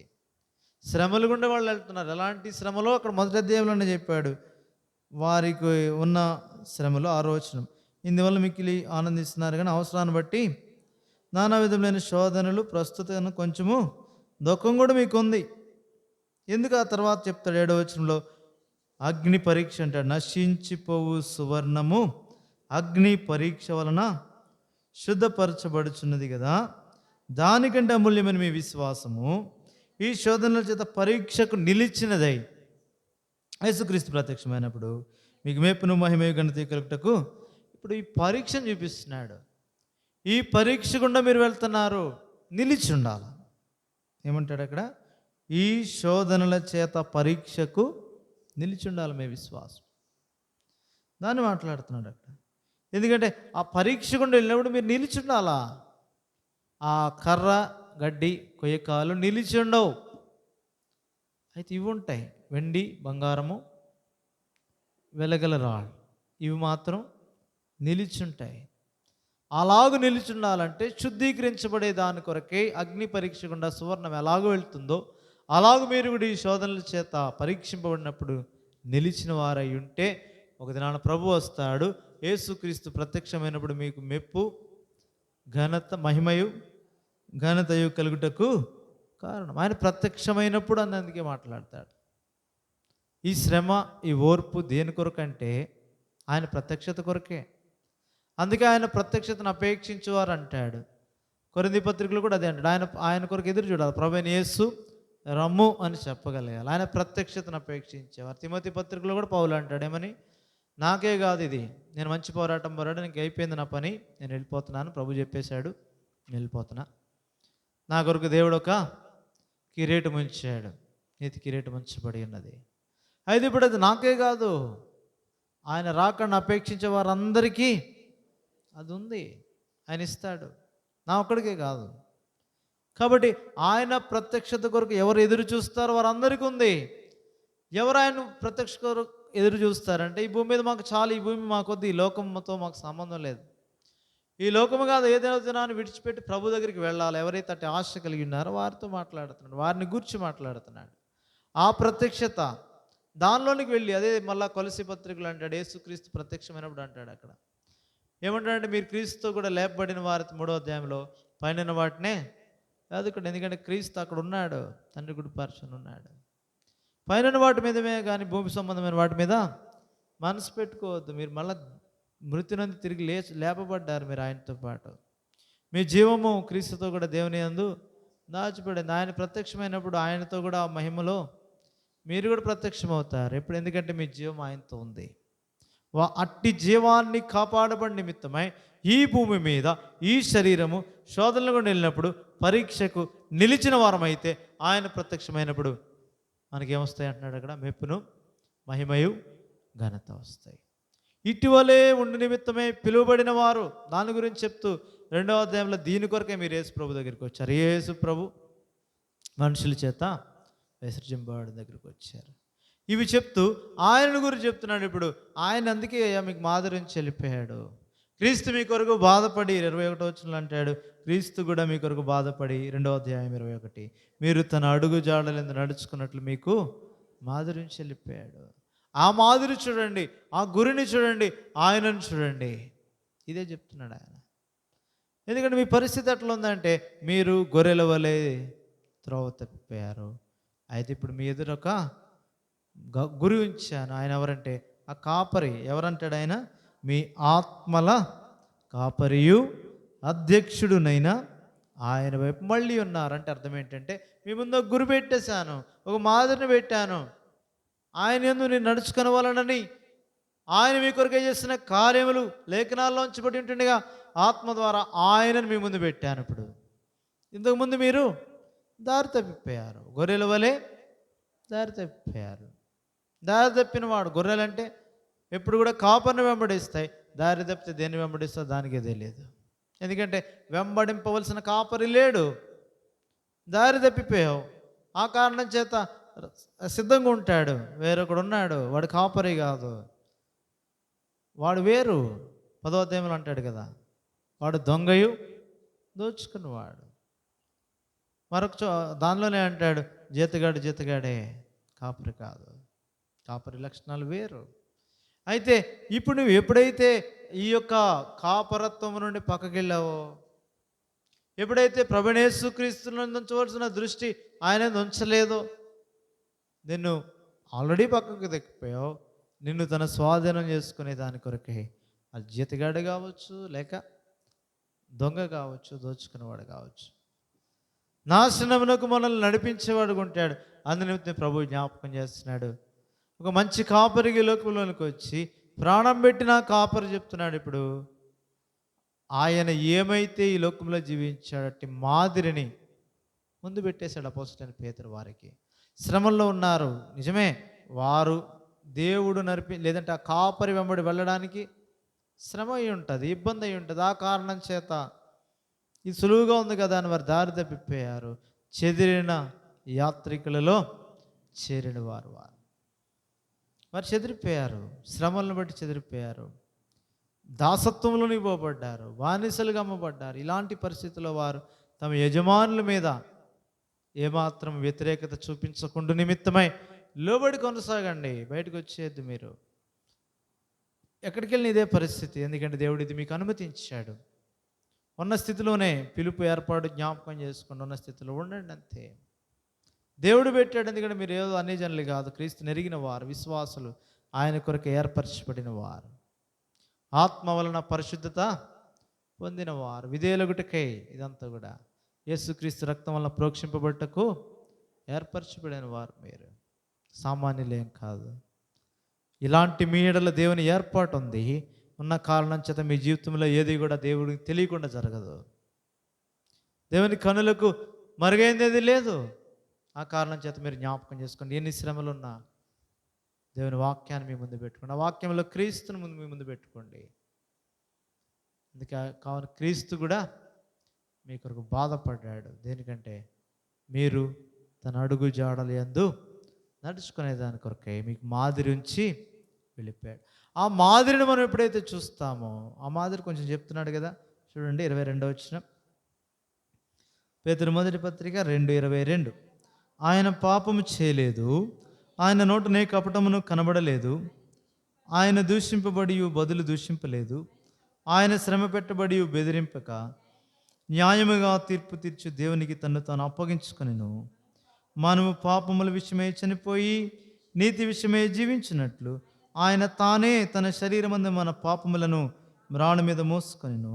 ఆయన పొందిన గాయముల చేత మీరు ఇవన్నీ చెప్తున్నాడు. ఎందుకంటే ఇప్పుడు గురి పెట్టాడు. మీరు ఏ గురి నుండి అయితే తప్పిపోయారో, ఏ కాపరి యొక్క కాపరత్వం నుండి అయితే తప్పిపోయారో, ఏ యేసుక్రీస్తు ప్రభువునందు మీ మనసు ఉంచవలసిన వారై ఉండగా దానికి బదులుగా వేరొక దాని వైపు మీరు దృష్టి ఉంచిన కారణాన్ని బట్టి దేవుడు మీకు ముందుగా పెట్టిన మార్గం నుండి ప్రక్కకి వెళ్ళిపోయారు. ఆ కారణం చేత ప్రభు మళ్ళా ఆయనను వారి ముందు పెట్టుకునే దాని కొరకే చూపిస్తున్నాడు పేతురు ద్వారా. ఇప్పుడు ప్రభువుని ముందు పెడుతున్నాడు, మరలా తీసుకొచ్చాడు. ఈ చెదిరిపోయిన తప్పిపోయిన దారి తప్పిన గొర్రెలమైన మనలను, లేదంటే చెదిరిన యాత్రికులతో మాట్లాడుతూ ఏమన్నాడంటే, మీరు దారి తప్పిపోయారు ఒకప్పుడు, అయితే ఇప్పుడు మీ ఆత్మల కాపరి అధ్యక్షుడు ఉన్నాడు. ఆయన వైపు తిరగండి. దేనికంటే మీ మనస్సులు బలపరచబడాలా, మీ మనస్సు ఆయనతో నింపబడాలా. మీ మనస్సు రూపాంతరం చెంది క్రీస్తు యేసు యొక్క మనస్సును కలిగి ఉండాలా. దాని కొరకే ఈ సంగతులు ఒక్కసారి ముందు పెట్టేసేటప్పటికి వారు యేసు క్రీస్తు ప్రభు యొక్క మాదిరిలో వెళ్ళడానికి తీర్మానం చేసుకున్నారు. ఇంకా లోతైన సంగతులు అనేకమైన చెప్తున్నాడు. ఇప్పుడు పేతురు సాధారణంగా సామాన్యంగా మాట్లాడుతున్నాడు. శ్రమలు ఉన్నాయా, ఇదిగో తప్పించుకునే మార్గం అనట్లేదు. సహించండి. ఎలాగ సహించాలని ఒకవేళ మీకు అనిపిస్తుందేమో, ముందు మీ యొక్క కాపరి ఉన్నాడు, మీ కొరకు ప్రాణం పెట్టిన కాపరి ఉన్నాడు, ఆయనను వెంబడిస్తే చాలు. ఆయనను చూడండి. గొర్రెల వలె తోవ తప్పిపోయారు. మన జీవితాల్లో కూడా మనం ఆలోచన చేద్దాం. ప్రతి మనుషుడు తను తాను పరీక్షించుకోవాలి. ఇప్పుడు మనం పరీక్ష చేసుకుందాం ప్రభు బల యొద్ద. దేవుడైతే చక్కగా క్రమముగా మనల్ని నడుపుతూ, ముందు ఆయన కాపరిగా మనల్ని నడిపిస్తూ, ఆయన యొక్క కాపురత్వంలో దేవుడు మనల్ని పెట్టగా, మనం ఆయన కాపురత్వానికి ఇష్టం లేక ఎన్నిసార్లు మన సొంత ఆలోచనల మీద కానీ, సొంత ఆశల మీద కానీ, సొంత ఇచ్చల మీద కానీ ఆధారపడి శత్రువు చూపించే వేరే వేరే ఆకర్షణల వైపు వెళ్ళి దేవుని కాపురత్వం నుండి, దేవుని సన్నిధి నుండి, దేవుని మనతో మాట్లాడే ఆయన మెలనైన స్వరం నుండి దూరం అయిపోయినామేమో. ప్రభు మరలా ఇప్పుడు చెప్తున్నాడు పేతురు ద్వారా మనతో, మీరు గొర్రెల వలె త్రోవ తప్పారు. అయితే ఒకటి, ఇప్పుడు మీ ఆత్మల కాపరియు అధ్యక్షుడైన ఆయన మీ ముందుంచాను, ఆయన వైపు మీరు మళ్ళీ ఉన్నారు. మీ ముందున్నాడు ఆయన, పాపం లేనివాడు, ఆయన పాపం చేయలేదు, ఆయన నోటను ఏ కపటం లేదు. ఆయన కూడా మీ కొరకే బాధపడ్డాడు, ఎందుకంటే మీరు తన అడుగు జాడల్లో నడుచుకోవాలని. అది నీకు నాకు జ్ఞాపకం చేస్తున్నాడు. ఎప్పుడైతే మన కంటి ముందు ప్రభువైన యేసుక్రీస్తుని పెట్టుకుంటామో, ఎప్పుడైతే గురువుని పెట్టుకుంటామో, ఎప్పుడైతే మాదిరిని పెట్టుకుంటామో, ఎప్పుడైతే కొండ మీద చూపబడిన మాదిరిని పెట్టుకుంటామో, దాని ప్రకారం చేయటకే ఇష్టపడతామో. వారు అట్లే చేశారంట, ఇశ్రాయేలీయులు కూడా అలాగే చేశారంట, మోషే కూడా అలాగే చేశాడంట. నీ సంగతి ఏంటి, నా సంగతి ఏంటి? వారికి రాయబడిన పరిశుద్ధ లేఖనాలు లేవప్పుడు. అలాంటప్పుడే కొండ మీద చూపబడిన మాదిరిని జ్ఞాపకం చేసుకొని చెప్తే, నువ్వేంటి మాకు చెప్పేది అనలేదు, దేవుడు ఇలాగే చెప్పాడా అని ఏమీ ప్రశ్నించలేదు. విశ్వాసంతో మోషే చెప్పింది చెప్పినట్లుగా ఇశ్రాయేలీయులు చేయగలిగారు. మోషే కూడా కొండ మీద చూపబడిన దాన్ని చెప్పగలిగాడు. ఆ కొండ మీద ప్రత్యక్షత పొందిన నిమిత్తమై మునుపు ఎన్నో శ్రమలు, అనుభవాలు గుండా మోషే వేచి ఉండి వెళ్ళవలసి వచ్చింది. నిన్ను కూడా అటువంటి సాధనంగా ప్రభు వాడుకోవడానికి ఇష్టపడితే, శ్రమపడడానికి ఇష్టపడక, ప్రభు యొద్ద నుండి వర్తమానం వచ్చిన నిమిత్తమే ఆయన స్వరాన్ని వినడానికి ఇష్టపడక, స్వశక్తి మీద, పాత అనుభవం మీద ఇష్టానుసారంగా జీవించడాన్ని బట్టి నీవు క్రైస్తవుడు వేయండి, దేవుని బిడ్డ వేయండి, విశ్వాస వేయండి కూడా ఆయన శిష్యుడిగా ఉండటకై తీర్మానం చేసుకొని కారణాన్ని బట్టి దేవునికి దూరస్థం అయిపోతున్నావేమో. దేవుడి నుండి చేయాలనుకున్న పనిని, ఆశించిన ఫలాన్ని దేవునికి ఇవ్వలేకపోతున్నావేమో. అటు ఆత్మ ఫలాన్ని ఫలించలేకపోతున్నామేమో. ప్రభు మాట్లాడుతున్నాడు, ఈ సంవత్సరం కూడా ఉండని. కాబట్టి ఇంకా నీ ఎడలైన దయ కలిగి, ప్రేమ కలిగి ఎదురు చూస్తున్నాడు, ఫలం ఆశిస్తున్నాడు. కాబట్టి అందుకే ఇక్కడ జ్ఞాపకం చేస్తున్నాడు. ఆ 2వ అధ్యాయం అంతట్లో కూడా ఆయన యొక్క మాదిరిని చూపిస్తున్నాడు. ఇప్పుడు దాన్ని ముందు పెట్టాడు. ఇప్పటికైనా ఆయన స్వరం విను, ఇప్పటికైనా ఆయన వైపు మళ్ళు, ఇప్పటికైనా ఆయన చెప్పింది చెయ్యి. అదే అక్కడ ఆయన కోరేది. పేతురు అందుకే చెప్తున్నాడు వారికి, శ్రమలో ఉన్నవారే, ఇదేం వింత కాదంటాడు. ఎవడైనా క్రైస్తవుడైనందుకు బాధ అనుభవిస్తే అవన్నీ కూడా చెప్తాడు తర్వాత. దేవుని మహిమపరచాలి, ఆ నామమును బట్టే, అందుకొరకే పిలువబడ్డాం. ఈ సంగతులన్నీ జ్ఞాపకం చేస్తున్నాడు వారికి. ఎందుకంటే క్రీస్తు యేసు కలిగిన మనస్సు, పౌలు అన్నట్టుగా పేతురు కూడా అట్టే మనస్సు మీరు కలిగి ఉండాలి. దాని కొరకు ఈ ప్రయాసం. పైనుండి వచ్చే సంగతుల మీద మీరు దృష్టి పెట్టండి. ఏమంటాడు చూడండి, ఇక్కడ 3వ అధ్యాయంలో 8వ వచనం, పేతురు మొదటి పత్రిక 3:8, తుదకు మీరందరూ ఏక మనస్కులై ఒకరి సుఖ దుఃఖములు యందు ఒకరు పాలుపడే అంటున్నాడు, కానీ తప్పించుకోండి అనట్లేదు. ఒకళ్ళని కష్టమైందా, సంఘంలోనికి రా, సహోదరులుగా ఒకటి బాధ ఒకటి భరించండి, ఒకరి భారంలో ఒకరు తీసుకోండి, ఒకరితో ఒకరు మీ బాధలు పంచుకోండి. అది జ్ఞాపకం చేస్తున్నాడు.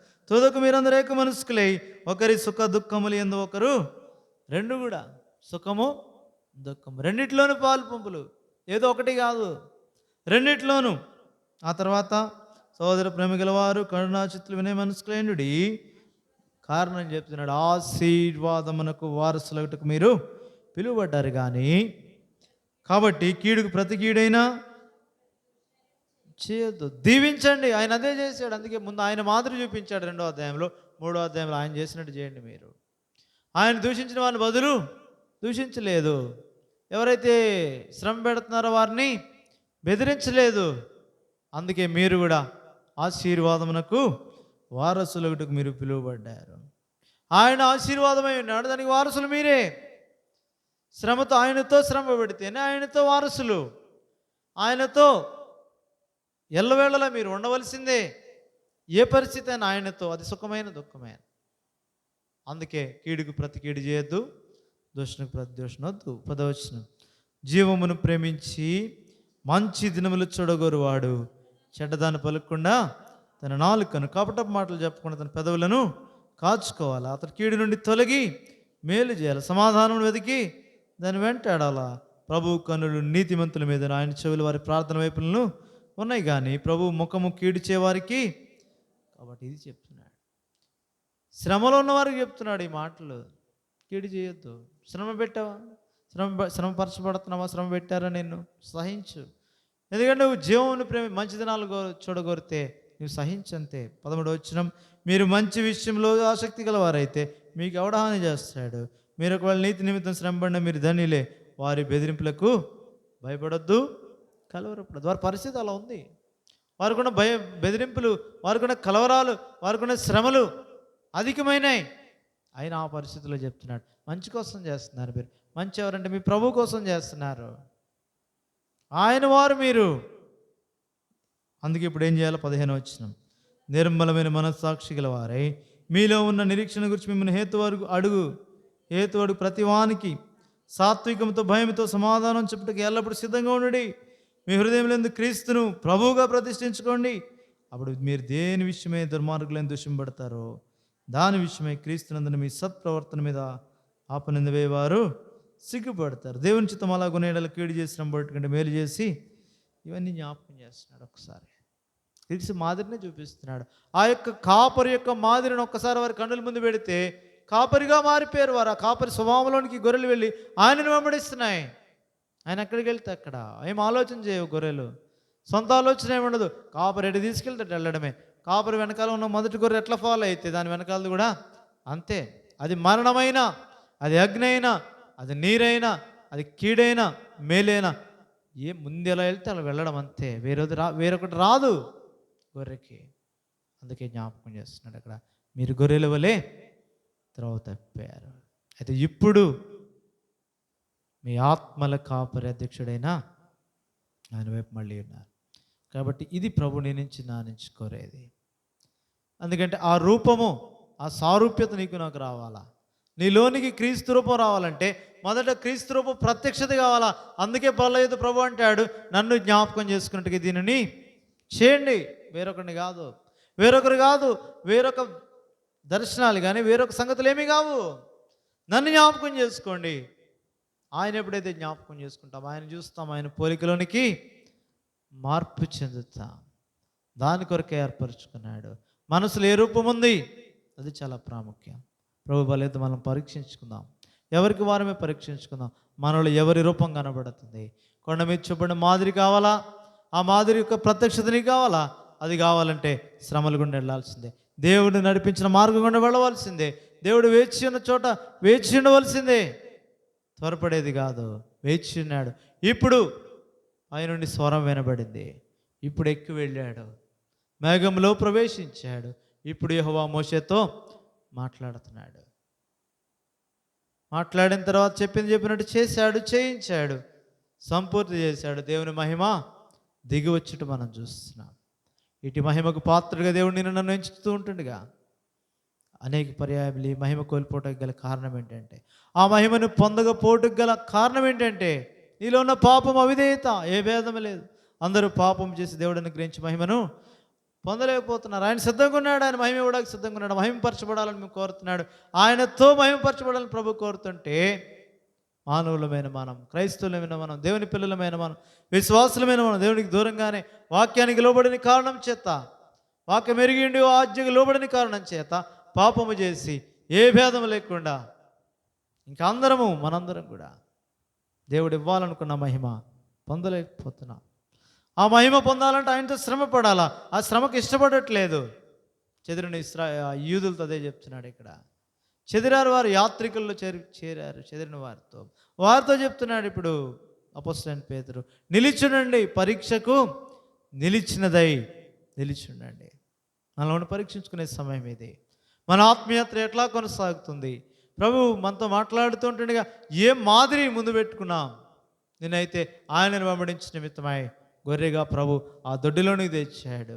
ఒక మందలో మనల్ని చేర్చాడు. మన కోసం ప్రాణం పెట్టి ఈ సంగతులన్నీ చేశాడు. ఆ మంచి కాపరిని ముందు పెట్టుకొని ఆయన కాపరత్తులు నడిచేదానికి బదులుగా, అందుకే 4వ అధ్యాయంలో ఏమంటాడు ఇక్కడ, క్రీస్తు శరీరం ముందు శ్రమపడిన కనుక మీరు నట్టి మనస్సును ఆయుధంగా ధరించుకోండి. శరీర విషయంలో శ్రమపడిన వాడు శరీరం ముందు జీవించి మిగిలిన కాలమిక మీదట మనుజాశలను అనుసరించి నడుచుకొనక దేవుని ఇష్టం ఏదైతే ఉందో ఆ ప్రకారంగా నడుచుకున్నట్లు పాపంతో జోలెక్క వాడికి ఏముండదు. మునుపు ఏదైతే చేశారో దాన్ని విడిచిపెట్టండి.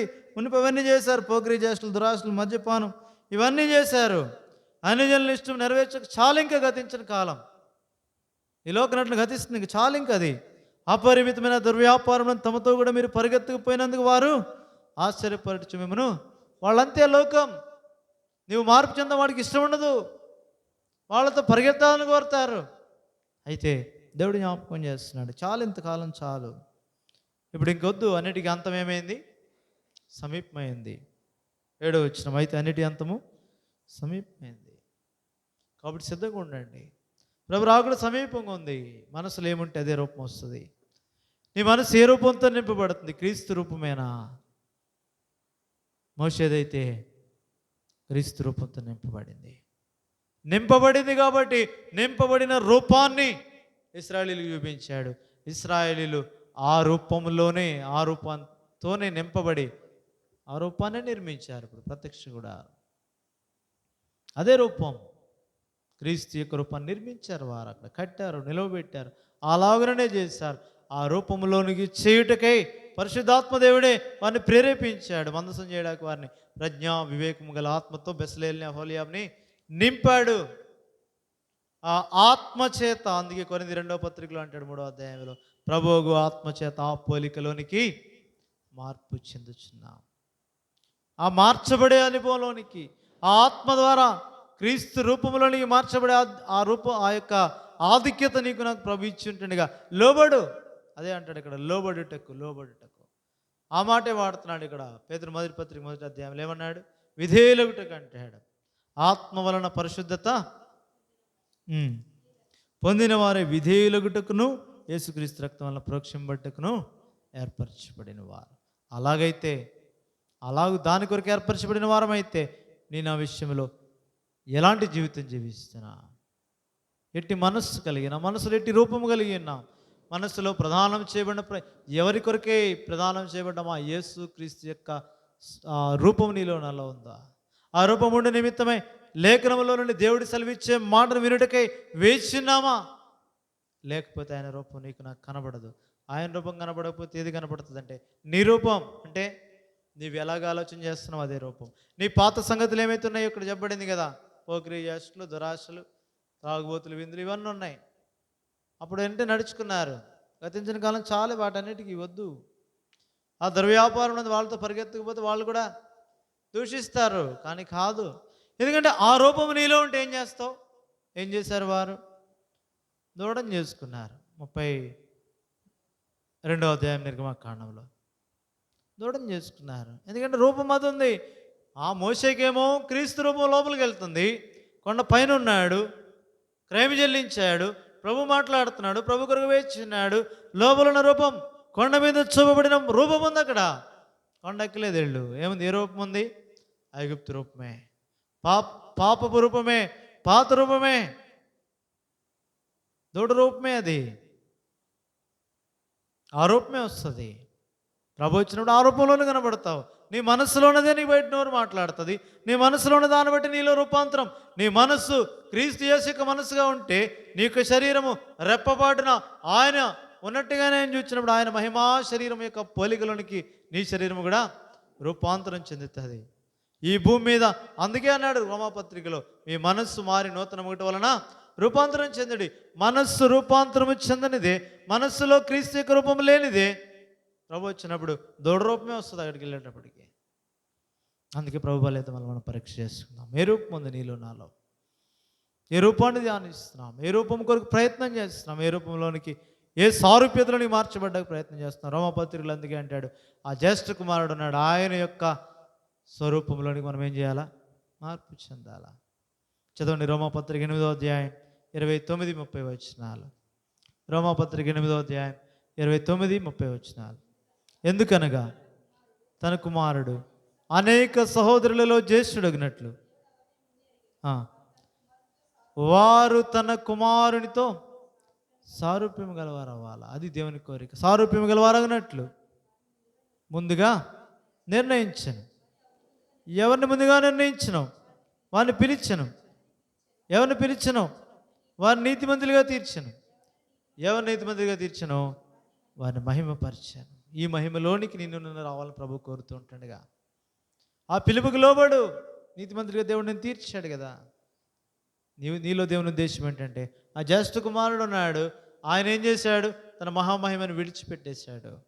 కుమారునిగా నీ కొరకు నా కొరకు వచ్చాడు, రిక్తుడైపోయాడు, ఖాళీ చేసుకున్నాడు, దాసుని స్వరూపం ధరించాడు, మనుషుల పోలికలోనికి వచ్చాడు, ఖాళీ చేసుకున్నాడు, రక్త మాంసంలో పాలివాడయ్యాడు. ఆయన నీ కొరకే నా కొరకే మృతుడైపోయాడు. కాబట్టి మన కొరకు తగ్గించుకున్నాడు. ఇప్పుడు ఆయన యొక్క దీనత్వాన్ని చూసిన తండ్రి ఆయన ఏందో ఆనందించాడు. మొట్టమొదటిగా బాప్తిస్మప్పుడు ఆయన ఆనందించాడు ఆ విధేయతకి. తర్వాత సిలువకు అప్పగించుకున్నప్పుడు ఆనందించాడు. మరణమైనప్పుడు కూడా ఆనందించాడు. ముందు రూపాంతరకొండ అనుభవంలో కూడా. కాబట్టి ఆనందించి ఇప్పుడు తిరిగి లేపి చెప్తున్నాడు, నేడు నేను నిన్ను కని ఉన్నానని చెప్పి తిరిగి లేపాడు ఆయన మృతుల్లో నుండి. ఆయన విశ్వాసం ఉంచిన నీకు నాకు కూడా ఆ యొక్క మహిమ ఇచ్చిన నిమిత్తమై మహిమాదేహం ఇచ్చాడు. ఇప్పుడు ఆయనకి మహిమా శరీరం ఇచ్చాడు. అంతేకాదు సమస్తమును తనకు లోపరుచుకున్న జాలని శక్తిని కూడా ఇచ్చాడు. ఆ శక్తి చేత ఎవరి మనసులైతే ఆయన రూపంలోని మార్పు చెందుతాయో అట్టి మనలను, ఈ దీన శరీరమును తన మహిమ గల శరీరమునకు సమరూపము గల దానిగా మార్చే శక్తి గలవాడు ఆయన. ఎప్పుడంటే నీ మనస్సు ఆయన మనసుతో కలిసినప్పుడు, నీ మనసులో ఆయన రూపం వచ్చినప్పుడు, నీ మనసు క్రీస్తు యేసును కలిగి నీ మనస్సు వలె ఆ మార్పు చెందితే, రూపాంతరం చెందితే భౌతిక శరీరం కూడా మార్పు చెందుతుంది. రెప్పపాటును ప్రభు వచ్చినప్పుడు ఆయనతో ఉంటాం సదాకాలం, లేని ఎడలు విడిచిపెట్టబడతాం. అందుకే ప్రభు బలలో పాలు పుచ్చుకొనక మునుపు పరీక్ష చేసుకుందాం. ప్రభు తానే జ్ఞాపకం చేసుకోమని తనను గురించి చెప్తుంటుండగా, ఏ రూపము నీలో ఉంది? ఏ రూపం జ్ఞాపకం చేస్తున్నావు? నీ రూపంలో ఒకవేళ నీ యొక్క మనస్సులో ఆ రూపమునకు ధనం ఉందా, పేరు ప్రఖ్యాతులు ఉన్నాయా, నీ ఉద్యోగం ఉందా, నీ భార్య, నీ భర్త, నీ పిల్లల, నీ తల్లిదండ్రుల, ఏమున్నా ఏ సంగతుల రూపము నీవు కలిగి ఉంటావో అదే రూపంగా చేయబడతా. తర్వాత నీవే చేయబడతావు ఆ రూపంలోనికి. అదే అంటాడు 15వ అధ్యాయంలో కొరింథీ పత్రికలో, విత్తనాన్ని బట్టి ఆ దేవుడు ఆ మహిమపరిచినప్పుడు ఏం చేస్తాడు? శరీరం ఇస్తాడు. ఎలా ఏది విత్తుతావో, గలతీ పత్రికలు అంటాడు, మనుషుడు నువ్వు ఏది విత్తుతావో అదే కోస్తావు. దేవుడు విక్రింపబడాడు. కాబట్టి జ్ఞాపకం చేసుకుందాం, ఆయన అన్యాయస్తుడు కాడు, ఆయన విక్రింపబడేవాడు కాదు, నీతిగల న్యాయాధిపతి ఆయన. ఏం విత్తుతున్నాం? ఏమి రూపం లోపల కలిగి ఉన్నాం.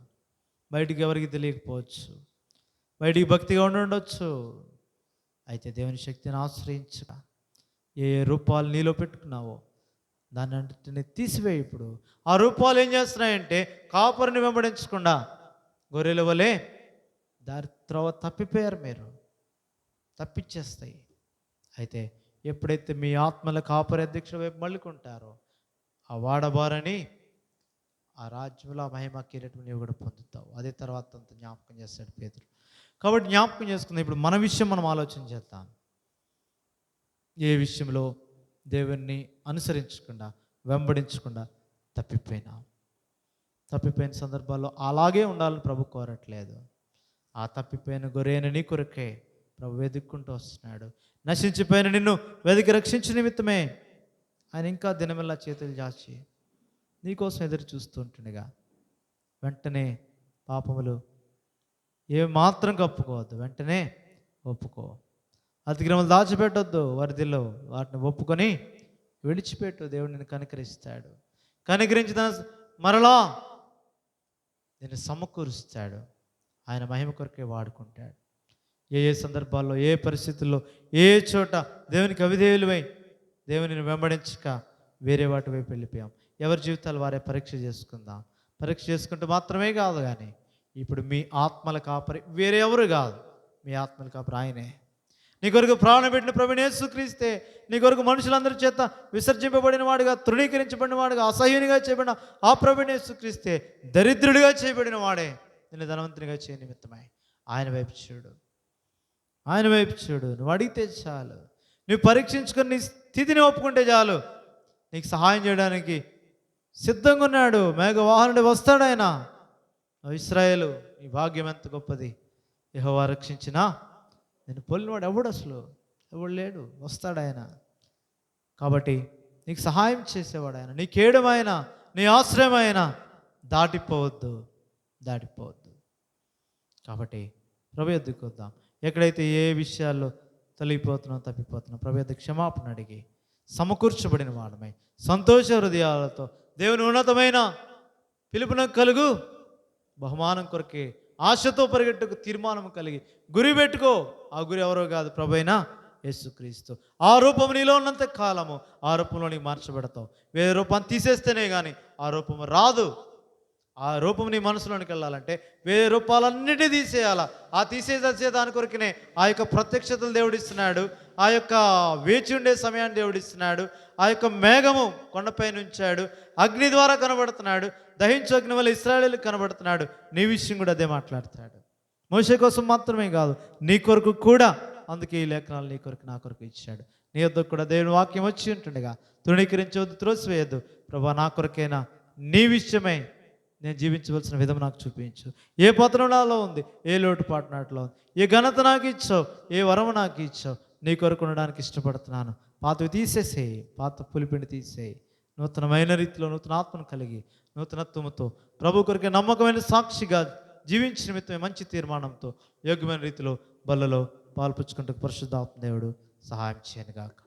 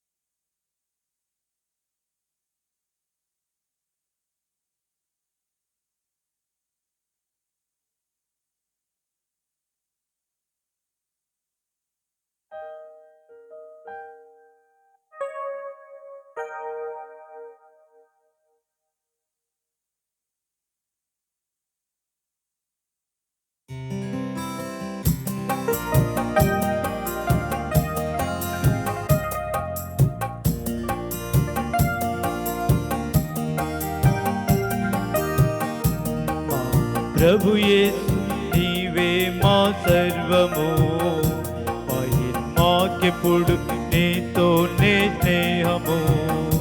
మా ప్రభు యేసు నీవే మా సర్వము, మాకెప్పుడు నీతోనే స్నేహము. సంతృప్తిని మందిరమునగలదు, సంతృప్తిని మందిరమునగలదు. అందానంద ప్రవాహంబు మెరసింది, అందానంద ప్రవాహంబు మెరసింది. వింతైన జీవాపు చూటందుగలదు, వింతైన జీవాపు చూటందుగలదు. ఎంతైనా మా పూజారుండవివే, ఎంతైనా మా పూజారుండవివే. మా ప్రభు యేసు నీవే మా సర్వము, మాకెప్పుడు నీతోనే స్నేహము.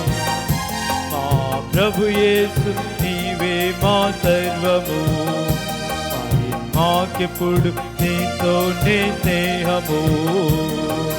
సోదర ప్రేమ సమాధానములతో, సోదర ప్రేమ సమాధానములతో, సాత్విక సంతోష భక్తి వినయాలతో, సాత్విక సంతోష భక్తి వినయాలతో, వింతైన మారు స్తుతి పరిమాళాలతో, వింతైన మారు స్తుతి పరిమాళాలతో, వినయంబున పూజింతుము నిన్ను, వినయంబున పూజింతుము నిన్ను. మా ప్రభు యేసు నీవే మా సర్వము, మాకెప్పుడు నీతోనే. మా ప్రభు యేసు నీవే మా సర్వము, మాకెప్పుడు నీతోనే స్నేహము.